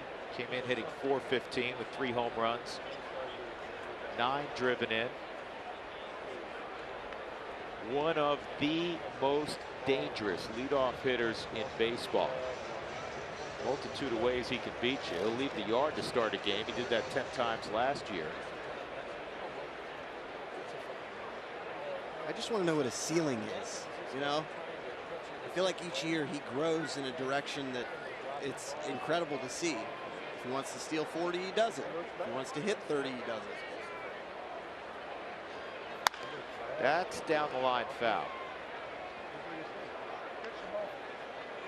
The Rockies director of performance used to be called just strength coach. We get fancy titles now.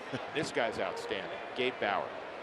Gabe was telling me the other day that Charlie, who is one of the strongest Rockies overall, is one of those guys that he has to kick out of the weight room and say enough at times. He is a tireless worker. Not going to be happy here.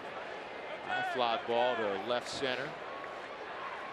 Span makes the catch. 1 out. That'll bring up David John LeMahieu. Hi, DJ.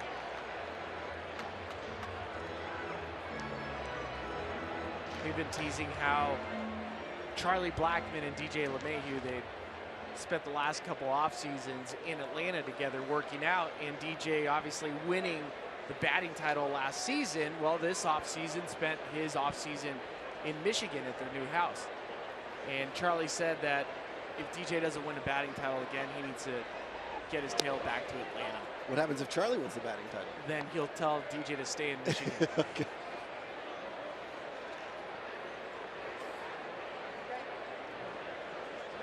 LeMahieu today, fly ball to center field and a ground ball to second. Cargo on deck.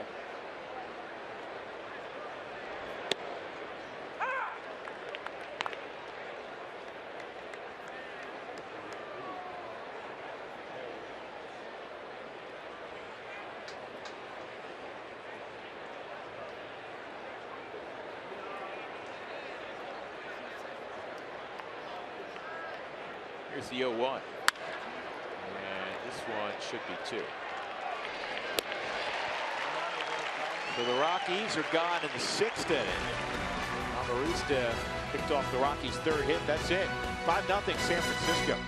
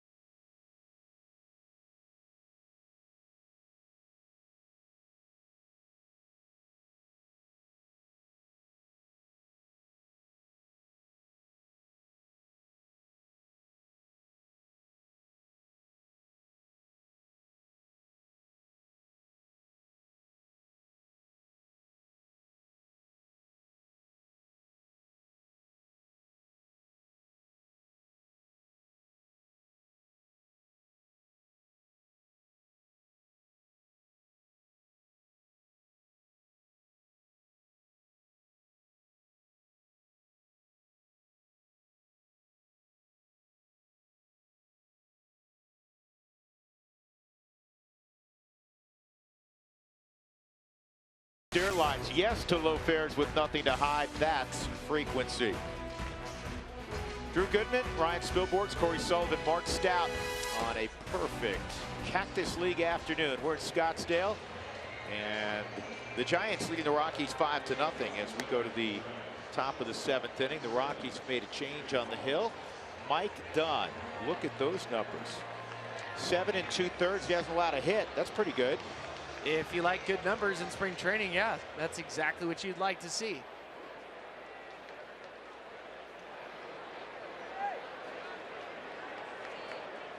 You're not allowed to mention it. Me? Yeah. What? You saw it. Does that still count? Yes.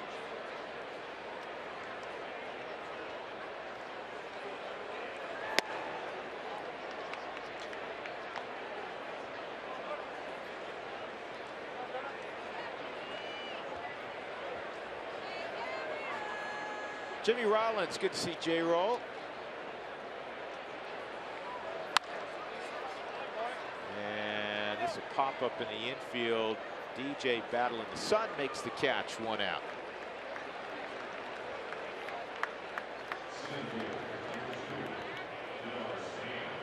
Denard Span will come up for the 4th time. He's 2 for 3. I think he's only seen 3 pitches, too. All at first pitch swinging. I think the Giants know something. Before the game started, I looked at Denard Span's number, 7 for 37. He was hitting 189. And we started talking about veterans in camp and when's the time to start hitting the panic button. And I was going to bring that up, and the first thing he did is he squares the ball up the center. Vicious curveball. Let me give me that look. Vicious. It was. You hit lefty. You want to face that thing? I'd be pinch hit for. I didn't have to. I never had to worry about it. Spilly did. Sully, come on back. Yeah. No, I didn't even. I was looking over my shoulder waiting. Spilly's hitting for you. Great. Thanks, Sully. Did he at least slap you on the back when he walked by you? No, he laughed. They laughed. Go get him. Spilly specialized in a stat. I don't even remember what it was. The one I made up? The one you made up? I came up with this stat that I had. That benefited you. Oh, obviously. Obviously. The best of all time. And there it is. You jinxed him, Sully. I'm blaming that one on you. First hit of spring training against Mike Dunn. I didn't say anything. I know, but I'm blaming you. Spilly's the one who hinted at it. So Span at first, Brandon Belt coming up. So Spilly, what do you got? What's your stat? So the stat that I came up with. This is so ridiculous. Was that I would think it would be. I have the longest hit streak to begin a career off left-handed starting pitching when I had 3 or more at bats. And it was 24 games. But he had to have 3 or more at bats. It was absolutely ridiculous. So I mean, I have that. You can baseball reference it. You No, probably won't because see it. that's as advanced a metric as they get. You know what? This is a little surprising for me because if you had thrown that stat out there and said which one of the two of you actually came up with something like that, I would have picked you. Yeah, no. At one point he was saying it was, I think it's changed because I swear it was in a game that he didn't start that he came into. That's the idea, right? Yeah, because I would pinch hit in the 5th inning for you. For me. Out. So it didn't count. No. So yeah, it did count to my hit streak. What prompted you to do the research on that one? Oh, I just needed something. It's something to take to arbitration. Yeah, something to tell my friends I was better than them. Well, did you know? It's not like it's 2 triples in an inning. No. That's a You got that one. Major League record. Nobody gives them any credit for it.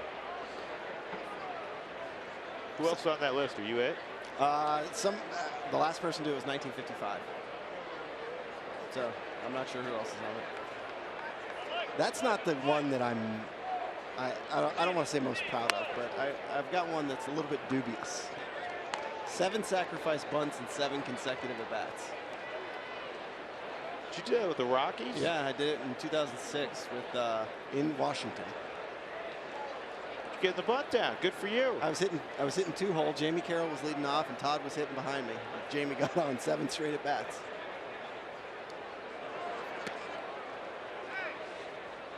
Pitch misses. 2 balls and a strike on Belt. 3-run home run in the 3rd for Brandon Belt. We were talking the other day how Tony Walters he mixes in a number of gloves. And Aaron Munoz, who's the Rockies bullpen catcher, breaks them in for Tony. Tony also goes back and forth whether he's going to wear the goalie mask or go old-fashioned like he's doing today with the hard hat and the mask over the hard hat. I think that the old-fashioned mask for the concussions that we've been talking about and becoming more and more prevalent in sports, the old-style mask, if a ball hits the mask, it pops off. It takes some of that force off of it. The catcher's mask, I mean, a lot of the guys that we see, oh, they got him. Good throw by Gerardo Parr. One of the subtle things about playing first base after coming to baseball there. You know, Parr got some reps last year at first base. Did a nice job there on the pickoff by Mike Dunn. And you're exactly right, Drew. One of the things as a first baseman is shortening the distance and creating a better angle for the throwing lane. Watch as Gerardo steps towards the baseball, and then he'll set a better throwing lane so he doesn't hit Denard Span in the head, and gives Trevor Story an opportunity to catch the baseball and make us a good tag. 1-3-6 on the caught stealing, and that's fouled off by Belt. 3-2. So Mike Dunn signed a 3-year deal with the Rockies, coming over from Miami. Very, very solid setup guy. And the neat thing is he's from Farmington, New Mexico, but he looked at the Rockies roster, and like Ian Desmond, he wanted to be a Rocky. And not a lot of pitchers raise their hand to come and pitch half their games at Coors Field. Dunn freezes Belt, and his great spring continues. 5-0, middle of 7. Stretch time.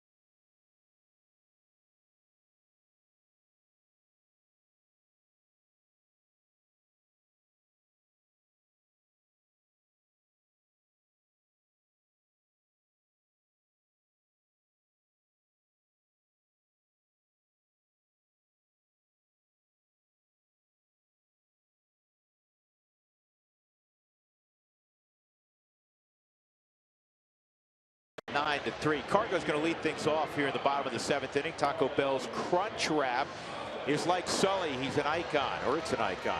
But now they've doubled down with an extra layer of everything you love. Hope you're hungry.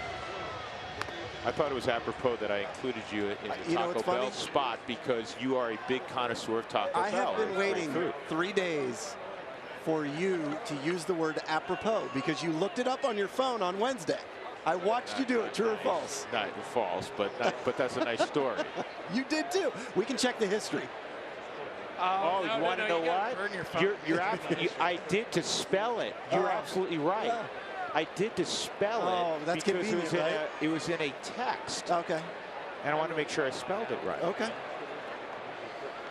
That's funny that you were eavesdropping once again on my eavesdropping. Here's Cargo. Cargo bounced to second twice. Now, baby, go safe. George Contos now on the hill. He'll be a member of that giant bullpen.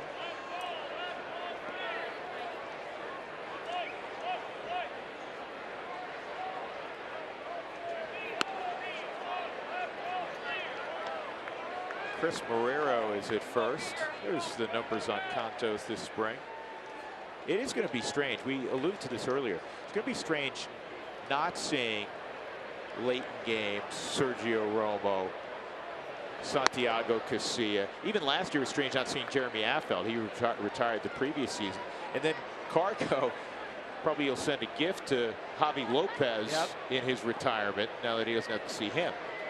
Yeah, they have Osich down there, right? And lefty, and correct me if I'm wrong, but didn't Cargo hit one of the furthest homers last year off Osich? So I think he's probably excited about the scenario. I think he got him twice. Yeah. Didn't he get him twice? Yeah. That was the week he got Andrew Miller as well, I think.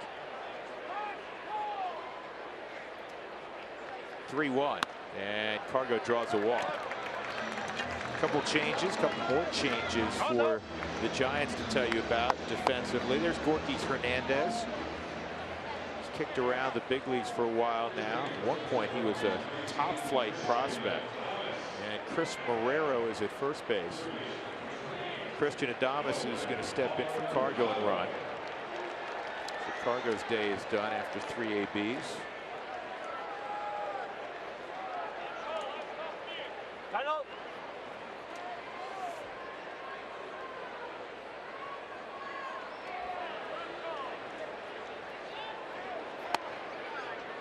Nolan wants to compile a bunch of at-bats before the April 3rd opener in Milwaukee. We had fun with this during our open today. Buddy Black got a text from Nolan shortly after the gold medal celebration in Los Angeles, and he said, "I'll be playing on Friday." There's a lot of the guys, they'll come back, they'll get a day around camp, and then their skipper will put them in, and Buddy got a chuckle out of it. And then he followed up with, he goes, "Now I want to play I want to play every day, and I want to play next Wednesday also." And Buddy said, "Well, next Wednesday the Cactus League's off. There are no games." And he said, "I want to play in a minor league game." Jim Thome would go and take 8 at-bats every morning in minor league games, especially if there was a night game in Tucson Electric Park when the White Sox and the Rockies and the Diamondbacks used to be in Tucson. And Thome would get close to 80 to 100 at-bats every spring training. I mean, a typical spring training for a major league hitter is getting 50 at-bats at the most. He'd be in triple digits, huh? He would try to get to triple digits. I've heard guys saying everybody's a little different. Look out. I think Todd, and probably would fluctuate with Todd, but I think it was Todd who said it. You know, 35 plus in those, especially in today's day and age, because I mean, you guys are ready to go when you arrive in middle late February anyhow. I think it varied on the role that you were going to play that year. For me, the year I started, I wanted about 40 at-bats, but I wanted them all condensed late. And then the years I knew I was going to be coming off the bench, I wanted them early so that then I could get some pinch hit at-bats at the end of spring that would be similar to what you were doing in your season. That makes sense. Yeah. Because there's no way to simulate a pinch hit at-bat. I mean, you just have to get up there and hunt the fastball. You got to act like you're going up there and it's a tie ball game, and you got to control your heartbeat and get involved in the game that way.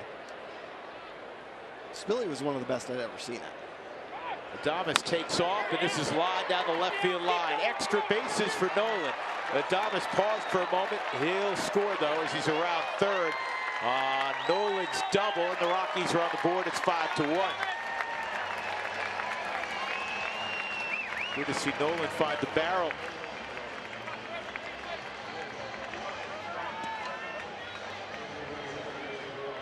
Nolan's going to come out. Rafael, you know, is going to run for him, but you see that Nolan gets a pitch up in the zone. He's able to just drop the barrel on it with Adames running. He's able to score fairly easily. I mean, again, it's the second time we've seen today where a base runner was a little late picking up the third base coach.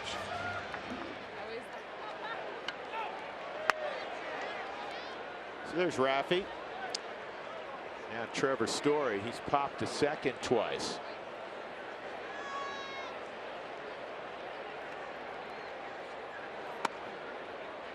Contract.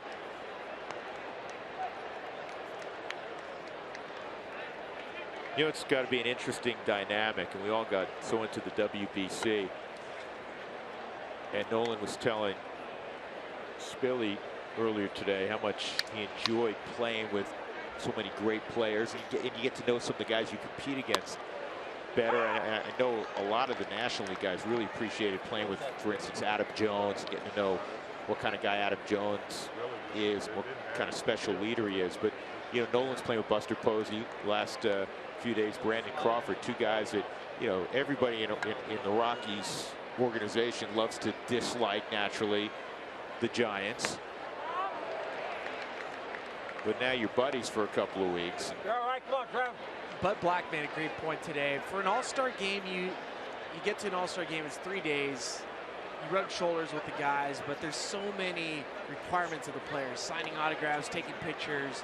The WBC was completely different. These guys spent 3 weeks together, traveling, having dinners, having meals together, and you almost come together as an actual team. The ability to dispense knowledge in that scenario, I mean, just to be on a fly on the wall and hear some of the conversations about hitting, about how you approach certain pitchers. I'm sure a lot of the guys wanted to pick Nolan's brain about defense and how he positions himself or prepares. I mean, that is collectively some of the greatest wealth of knowledge when it comes to baseball on planet Earth. And they were in confined space. I got to imagine they shared some great stories. Absolutely. Story goes down swing. Parr is at the plate. He's 1 for 2 with a single.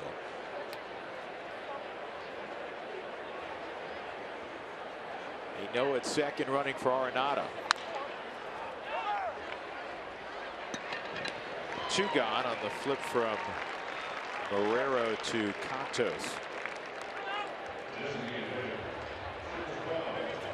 I'll bring up Mark Reynolds.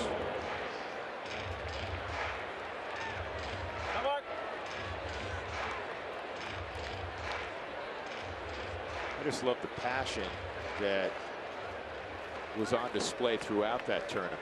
And there were so many great stories, so many great team stories. The United States never got in the final round. They end up as champions. Team Japan and Spilly, you knew a lot of those guys. You competed against a number of those guys a few years ago when you were playing in Japan. They had a great team.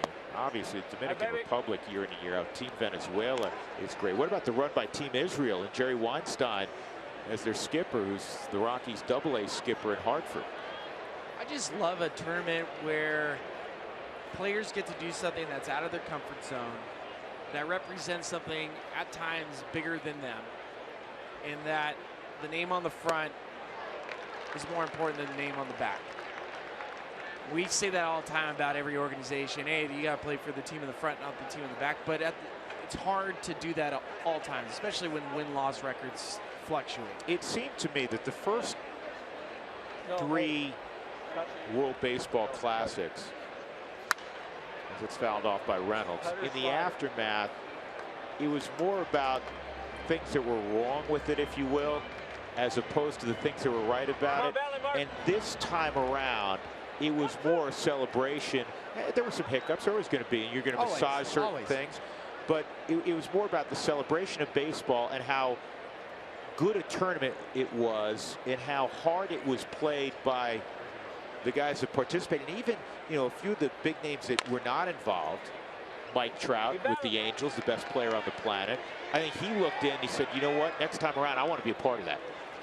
And I hope he is. I really, truly hope he's part of it. I think if you're one of the best players in a game, in a sport, in industry, a guy like LeBron James, you're almost obligated to be a part of something like this. And I think when you see the type of reaction that the players had, because they will remember this moment, WBC, regardless of what team they were on, forever. You know, Cantos able to strike out Reynolds. Rockies get their first run. A double by Nolan Arenado brings around Christian Adames, 5-1.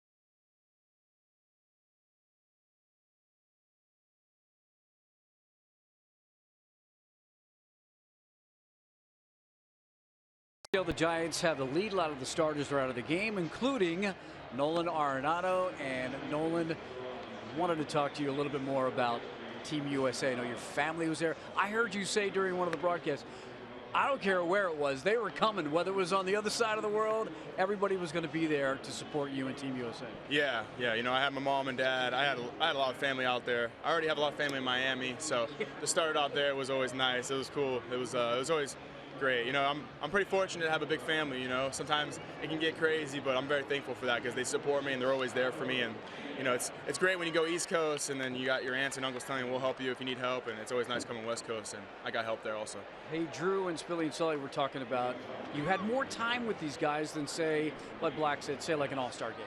Was there a guy that you got to befriend more so than another guy, and maybe somebody that asked you more questions, say, about defense and playing third base?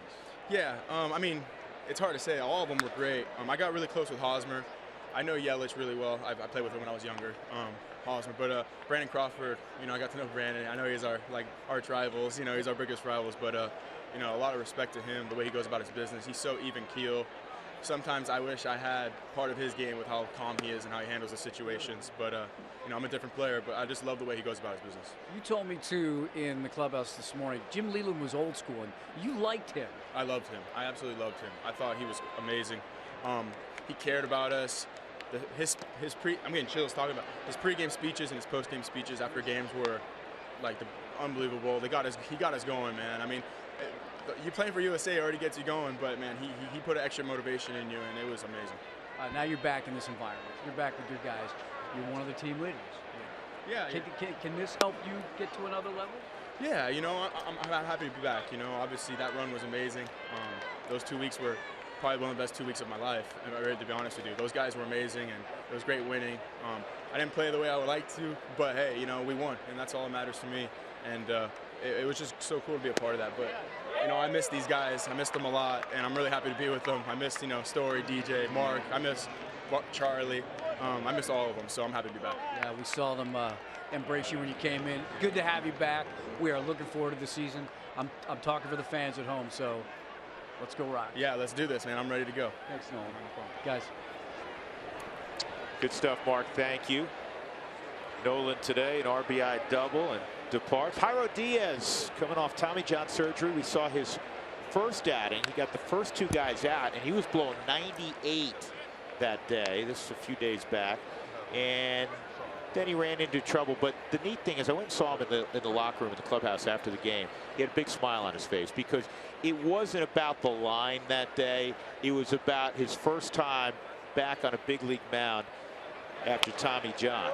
It's funny you say he was smiling. Same thing. I saw him in a B game, the very first one back, and after his first pitch that he threw in the B game, he was smiling and laughing on the mound. And for him to be back after Tommy John, we know what kind of stuff he has. The stuff is electric.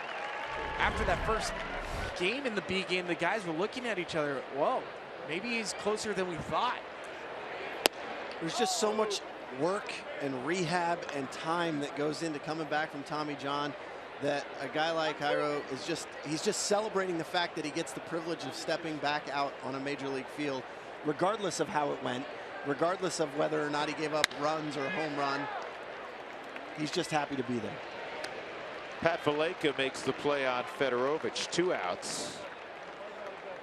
I do know, talking to Steve Foster and Darren Holmes, the biggest takeaway they have from Jairo is that his mechanics are a lot cleaner. He is a much more fluid mechanic in delivery to home plate. He's a lot more in line.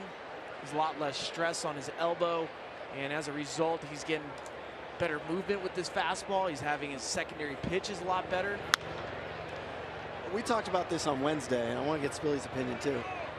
When you get the opportunity to watch and observe and learn at the big league level, like he did, like Trevor Story did, like Ian Desmond's going to get to do at first base, how much do you think it helps and benefits these guys? Because we've been there and we've gotten to watch as bench players, but when you get to just sit and watch 100 major league games, you don't get to do that when you're playing. No, you don't. And I do know that once a player, if he's not feeling sorry for himself and is able to actually root on his teammates and watch baseball, it is the most beneficial for a major leaguer to sit back and watch baseball games. Don't get hurt. Yeah, don't hurt the skipper.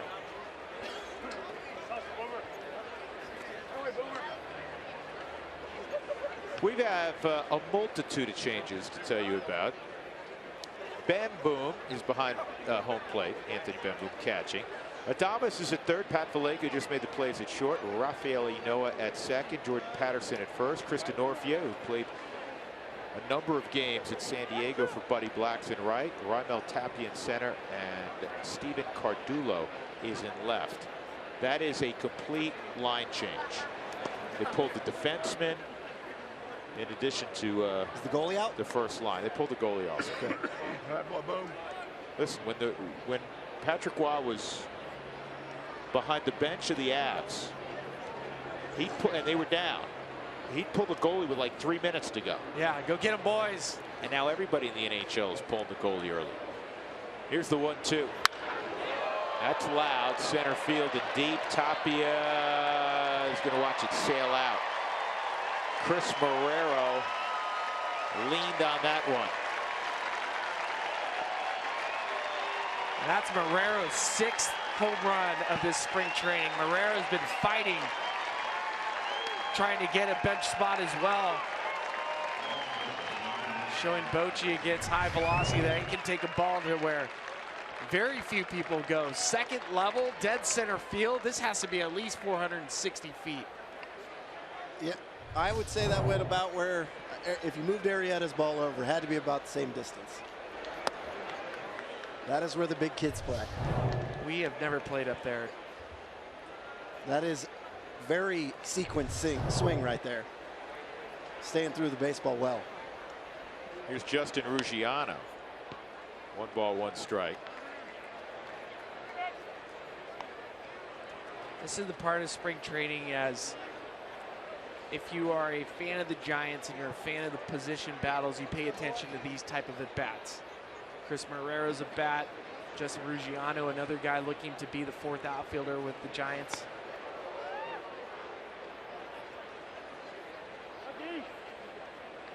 You know, he's paying attention. Yes.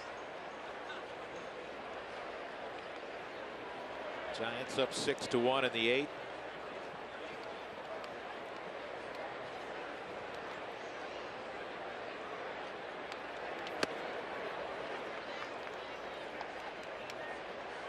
You know, speaking of the Rockies, Greg Holland threw again yesterday and had another dominant inning.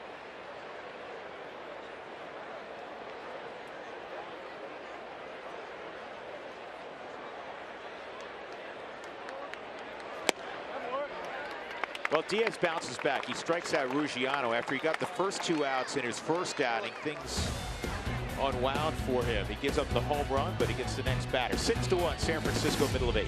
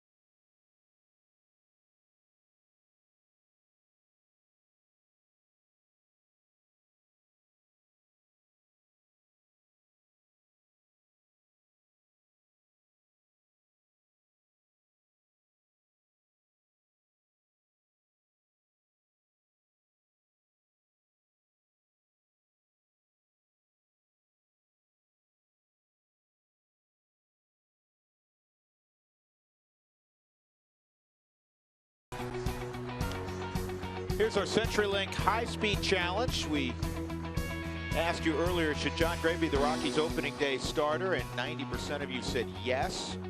He's on target to start opening day. If you missed this, Jon got the first 7 guys out, and then he ran into trouble. 7 straight hits. And then Scotty Garrett, one of the Rockies trainers, came out with Buddy Black. And we were a little perplexed as to why he came out. He didn't point at anything. Had a long conversation with Steve Foster and his manager, and we learned a couple innings later that he has a sore left foot and that it's very mild and nothing serious. So that's the positive side of Jon Gray's departure today. He was scheduled to go around 90 pitches. He never got close to that. Wonder if that'll affect how many pitches he throws in his tune-up for Milwaukee.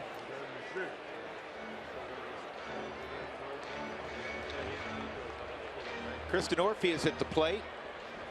Dino, as he's known. This guy's always been a good big league player.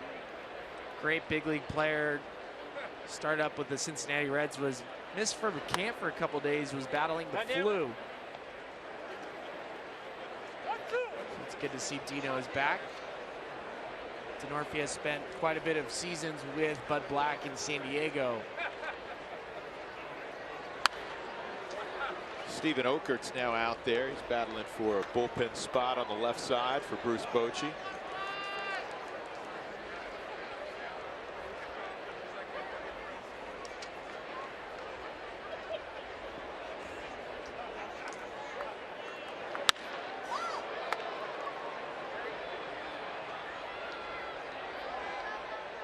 Ball kept traveling, but it's finally tracked down by Gorkys Hernandez. So a deep fly out by Denorfia, 1 out. All fans on opening day, April 7th, will receive a 2017 Rockies Magnet schedule, courtesy of Colorado Lottery.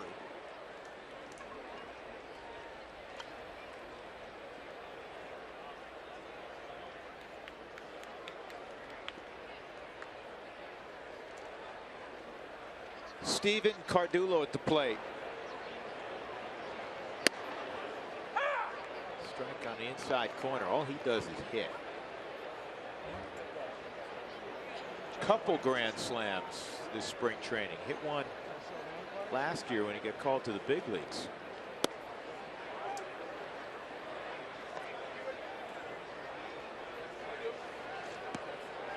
So when the bases get loaded, yell down the dugout. Cardullo. Get him up here.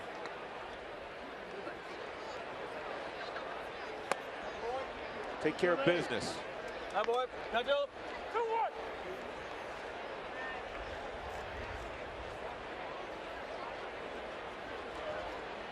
Cubs are in tomorrow. Last year, Rockies played in the afternoon, and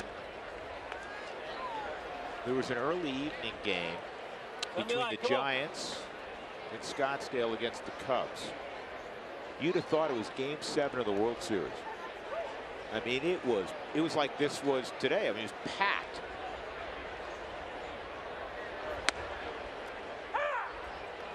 Saturday, Rockies, Cubs. I mean, those tickets have been sold out for the last 2 months. Yeah. A lot of fans in attendance will have brand new Cubs hats that they just bought 4 months ago.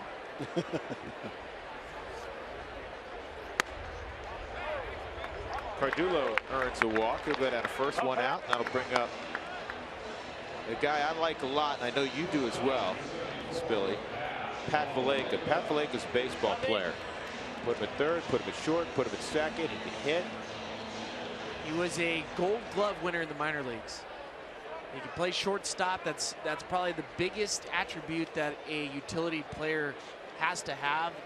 And I'm not putting him in the utility category at this point of his career. I'm just saying, in order to make this team, you're not supplanting Nolan at third or DJ at second or Trevor at short, but the ability to play shortstop is what the real separator is. And the fact that he can handle the bat makes him even more of a candidate. And here's the list of potential bench players. It's been spoken that the Rockies are considering using a 4-man bench. Typically, Bud Black likes to have 12 relievers in the pen, so you'll have a 5-man bench. But if there is a 4-man bench, probably expect to have Dustin Garneau as your backup catcher. Alexi Almarista is going to be, given the contract that he has, the extra player. We're taking into account that Mark Reynolds is your starting first baseman and Gerardo Parra is your starting left fielder. And then you have basically 5 guys fighting for this last 2 spots. Maleka hits it to right. Ruggiano's now in right field. He makes the catch. 2 gone.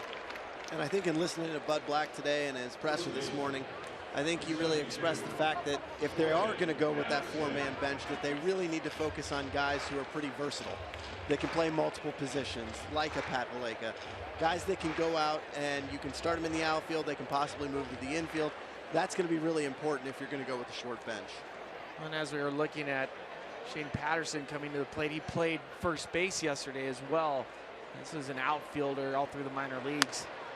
Made a diving play at first in the game against the Indians in Goodyear.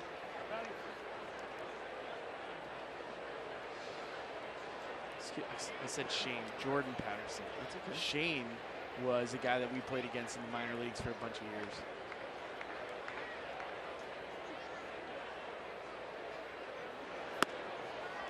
That misses on Patterson. We're talking about athletic ability and versatility, something that I think a lot of organizations really prize, and the Rockies especially do. It's why the out-of-the-box thinking. With the Rockies acquiring Ian Desmond to play first base, he has the versatility and the athletic ability to play, pretty much anywhere on the dirt. He came up and for years was a very solid shortstop. Went to the outfield. Did a nice job there for Texas in a bounce-back season for Ian last year. But look at Jordan Patterson. Jordan Patterson can play first. He can go to the outfield. I think we've noticed that the growing trend in baseball has been to have these bench players being very versatile. I mean, it's rare to see a team with a Jason Giambi type, especially in the National League. You don't see that anymore. No more Greg Dobbs. No more Jason Michaels. Exactly. Matt Stairs. Yeah, Sweeney coming off doing damage. But you still want, if you could put together your perfect bench, given the versatility we're discussing, you'd still like that guy that makes the other dugout tremble a little bit because they have the ability late in the ball game to leave the ballpark in a tight affair. That's why, don't sleep on a guy like Jordan Patterson. His, left-handed bat with some pop.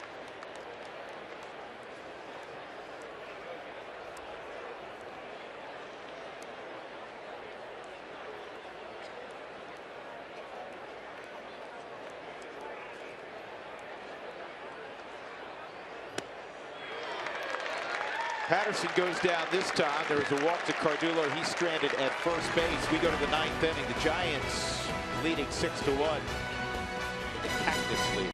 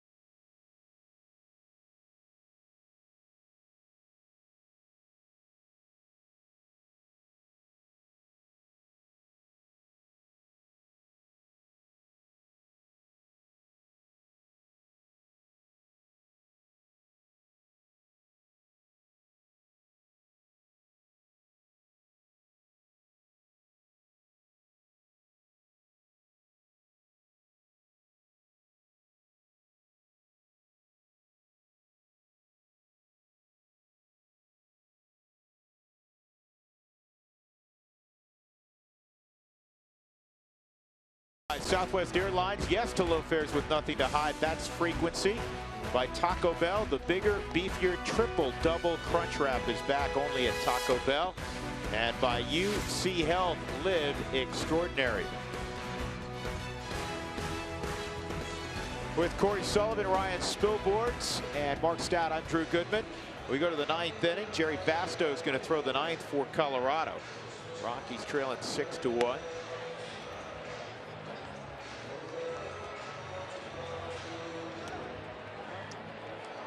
This will be my first opportunity to see Basto throw in a game. Looking forward to watching him throw. You always hear coaching staff talking about certain players, Basto being one of them.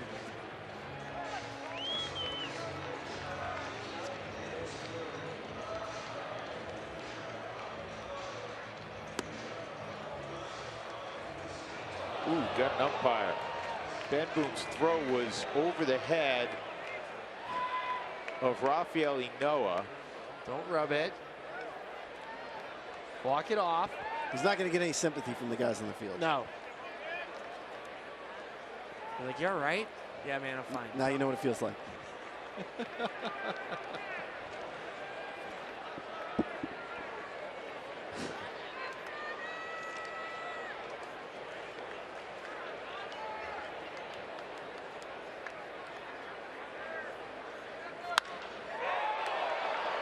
ball's well hit to right, really well hit.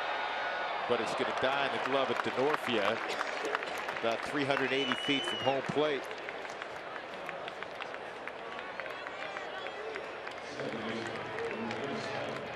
So Gillespie's retired. Kelby Tomlinson's played the entire game. He's 1 for 2 in a walk. He tripled in the 3rd inning and scored.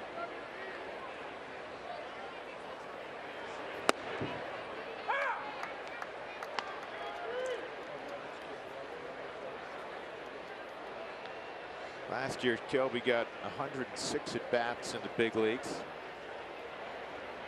At a Texas Tech, always nice when an 11th round pick, you guys can relate to this area of the draft, 11th round pick makes it, sticks for a while.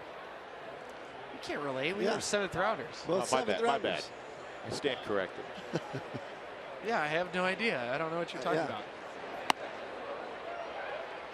Moving along. Forgive me for including you guys in the area of an 11th round pick. Yeah. We're in single digits, Drew. There's only 200 other players taken before Corey and I. I believe 213, I think. Not that we count or remember. Is there some sort of record you're associated with that we're unaware of also? We're the 213th guy? From Poway, California? Oh, yeah. Raimel Tapia makes the catch. 2 outs. I'm ignoring Corey. You've spent a career ignoring Corey. That's not true. We spent a career in multiple disciplines on the bench together. Yes. We built careers. Yeah. And we've torn him down as well. Yeah. This is the beauty of having 2 guys that have spent a lot of time with each other. Do you want to share the text where you just tore down a former mate of yours? Former teammate? No, he knows who he is. He was asking us to just talk about a highlight of his, and we're not allowed to say his name. Not allowed to say his name on air.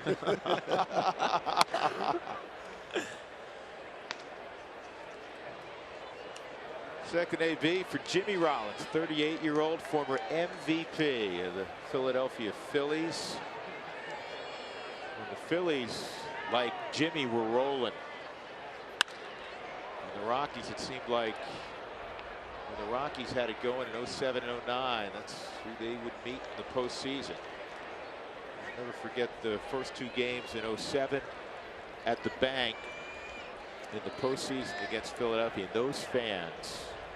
Brutal. Well, not in a bad way.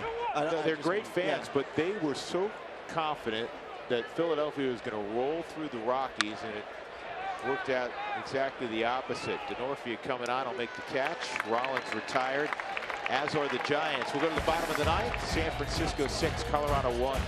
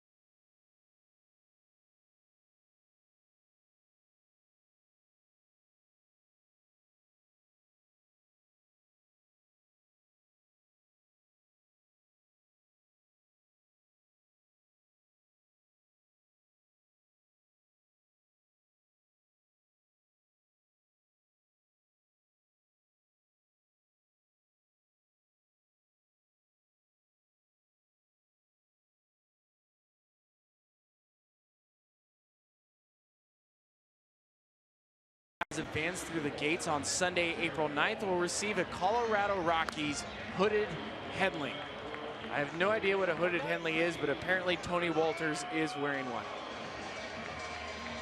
Don't look at me. I got no clue. You're the one that knows everything about everything. Assume that you know what a hooded Henley is. No, Drew doesn't. No idea. It's Don Henley. Shirt. Derek Law making his 9th appearance of the spring.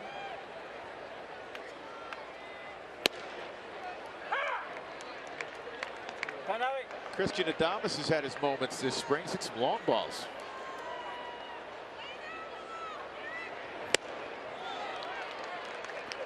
Former winter ball batting champion, Christian Adames. 3 home runs this spring.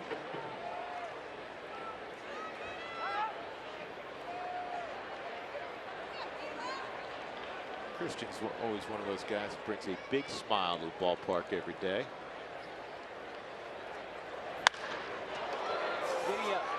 This ball to deep left field, and it completely turned around.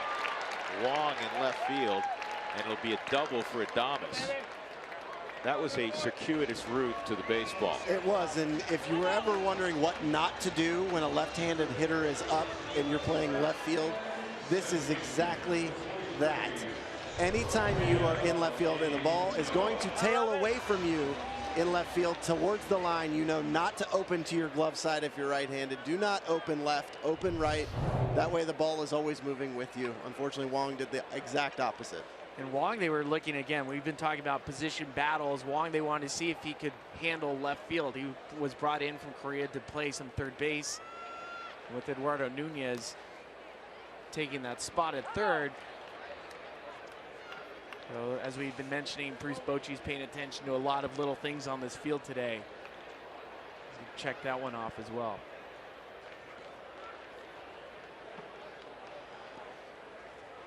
Rafael Ino at the plate.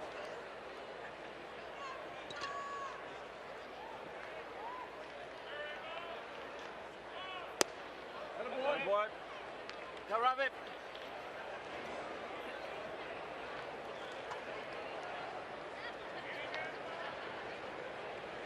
I think I've mentioned this story last year. Derek Law's father, Joe Law, was a pitcher in the Oakland A's organization. For 9 years he spent in the minor leagues and had a call-up where during a doubleheader was warming up. Dave Stewart was pitching in game 2 of the doubleheader, or game 1 of the doubleheader, and had a jam while his father started warming up in the bullpen. Never got in the game, optioned down after the first game. Like a modern time Moonlight Graham. Just one moment. So Inoa walks. There are 2 on, nobody out for Raimel Tapia. Another guy, when we showed the graphic an inning ago on potential extras for the Rockies at the start of the season, Tapia's in the mix. Especially, at least initially, with Dahl, who's going to be down first part of April.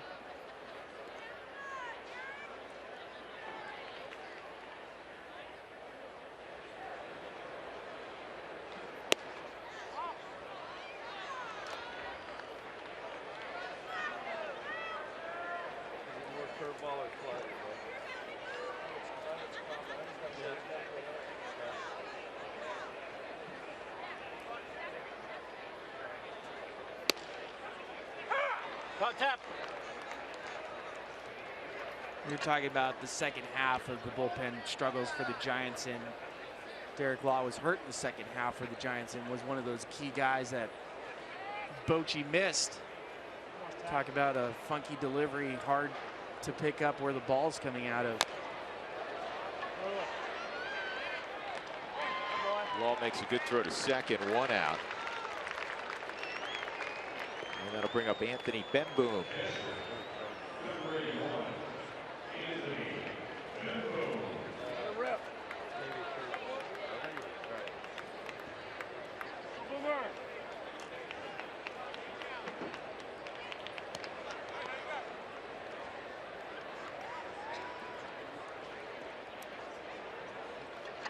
Cover.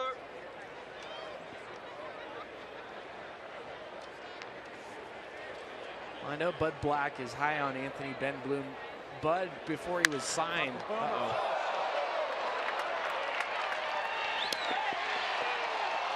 Ben Bloom repeat the return throw.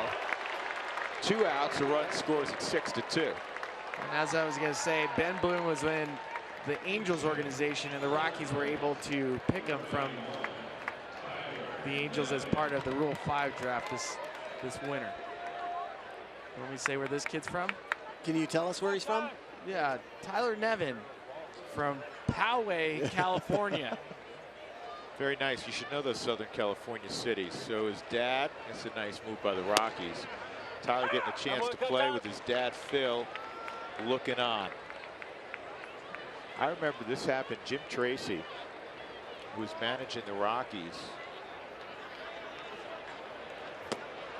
And his son came up and hit a 3-run home run, and Tracy had sunglasses on. And he said, I'm really glad it did, because there were tears rolling out of my eyes. Attaboy.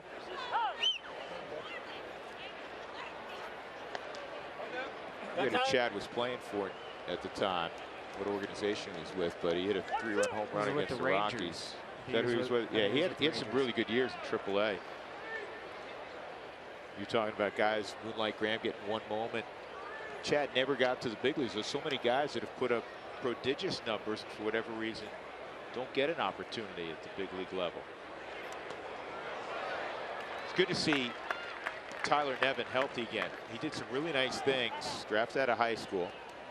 His first year in Grand Junction, and then last year he tore his hamstring so badly that he basically missed the entire season. He was telling me while he was warming up today, I asked him how it happened, and it was he pulled his hamstring during practice, one of the last days here in camp in spring training last year. And then first game he had 1 at bat. His 2016 season was 1 at bat. Proud Papa looking on.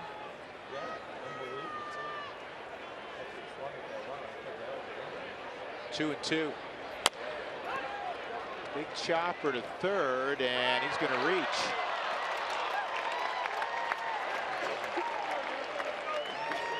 That's a knock. That's a knock.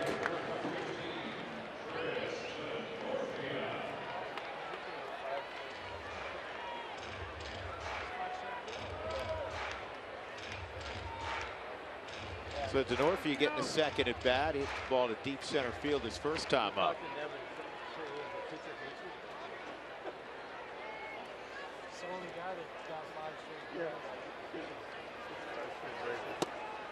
Slider swung on and missed.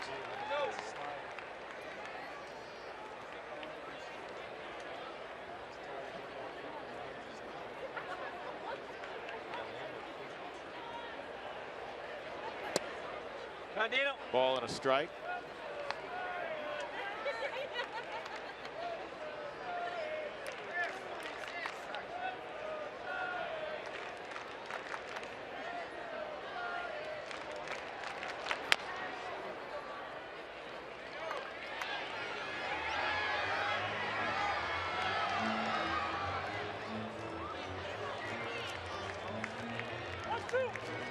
Chris Denorfia out of Wheaton College, Division III school in Massachusetts. When he went there, they were just starting their baseball program.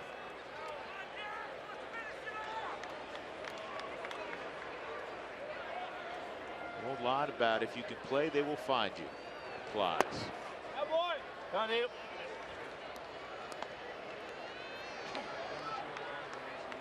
A reminder, we're going to hear from Bud Black at the conclusion of this game. Mark Stad will conduct an interview with him, and it'll be of particular interest. I'm sure he'll give us a little more information on Jon Gray's situation.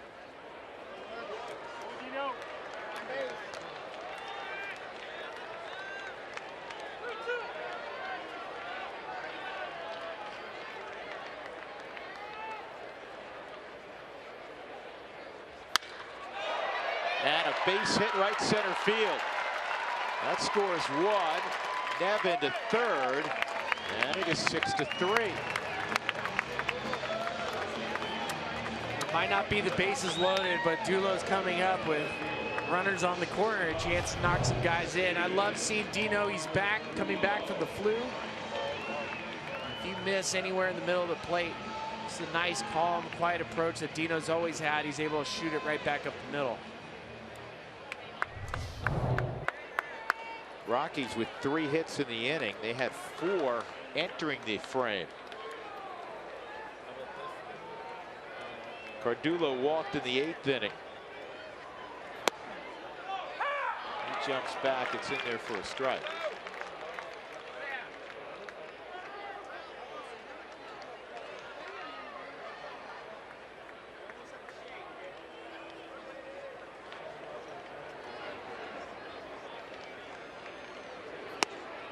And another one.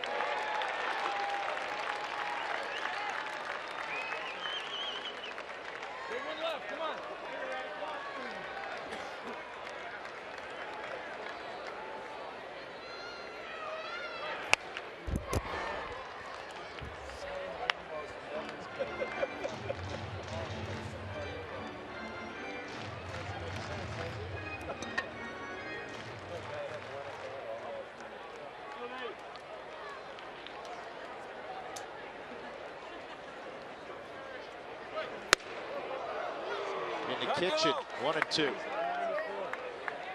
What did Vinny Castilla always used to say? Never sneak the cheese past the rat. Nope. Can't get inside my kitchen because I live in a studio, dog. Bouncer up the middle with eyes, a base hit, 6-4.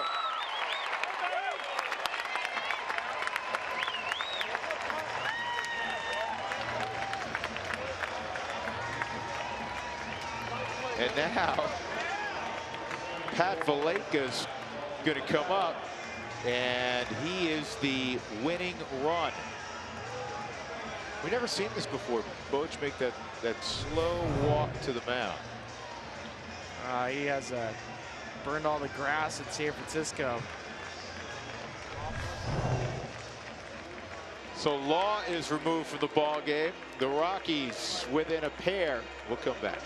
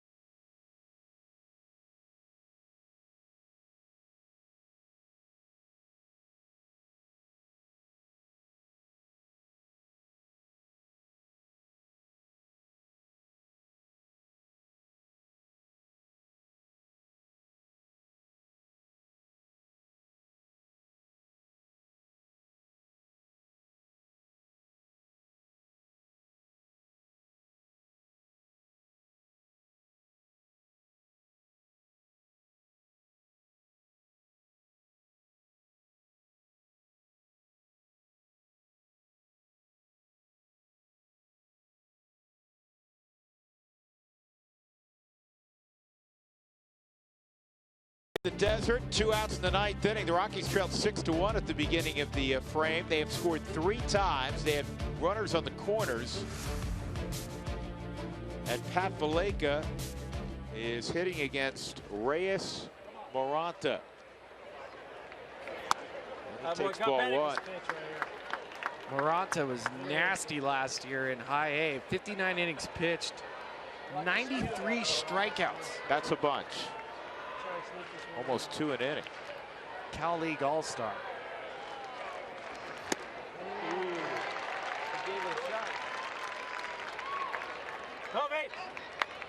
Santiago in the Dominican Republic. And you know what? They better check that weight again. He hasn't seen 175 pounds in a while. That's what we got. I love it. You know, when they sign, it's like they never change anything. I think Jumbo Diaz. When you're called Jumbo Diaz, you're obviously big. You're a large human I think being. they had Jumbo Diaz on a media guide at like 270 pounds. He was nowhere near that. But at least that's in somewhat of the neighborhood. He was $3 bills, I'm sure. This guy's 230, and they have him at 175. That's going to get a run home. 6-5, tying run in scoring position now for Valaika.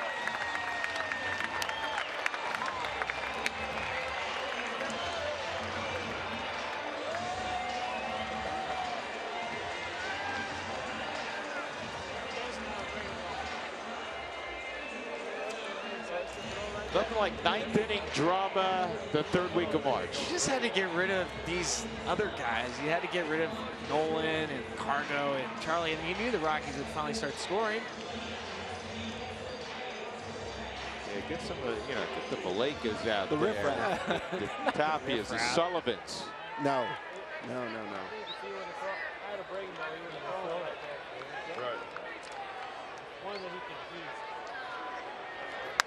There it is. Stephen Cardullo at second base. Pat Valaika with a 2-2 count against Reyes Moranta.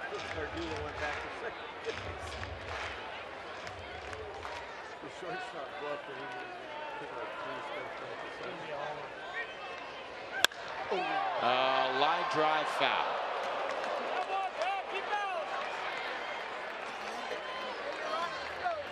My guess, regardless of if this game gets tied up or not, there won't be a 10th inning, is my guess.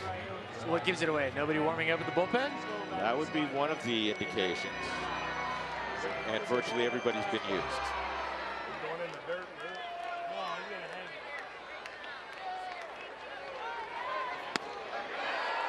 3-2. Jordan Patterson, if Valaika extends it, is on deck. I'm okay playing for the tie. What did Cleveland have, 4 ties? Or was it the Cubs who had 4 I ties? think it was the Cubs. Spring training, play for the tie. Well, the Giants will prevail 6-5. The Rockies made it interesting in the 9th inning. A whole lot to talk about with Skipper in a few moments. The Rockies did at the outset roll out what in all likelihood will be virtually their starting lineup on opening day at Miller Park. The only change would be there won't be a DH involved. Alexi Amarista DH'd today, but Cargo was out there, Nolan was out there, was the A-team out there. Didn't do much against Jeff Samardzija, who had probably his best outing of the spring from a Giant perspective.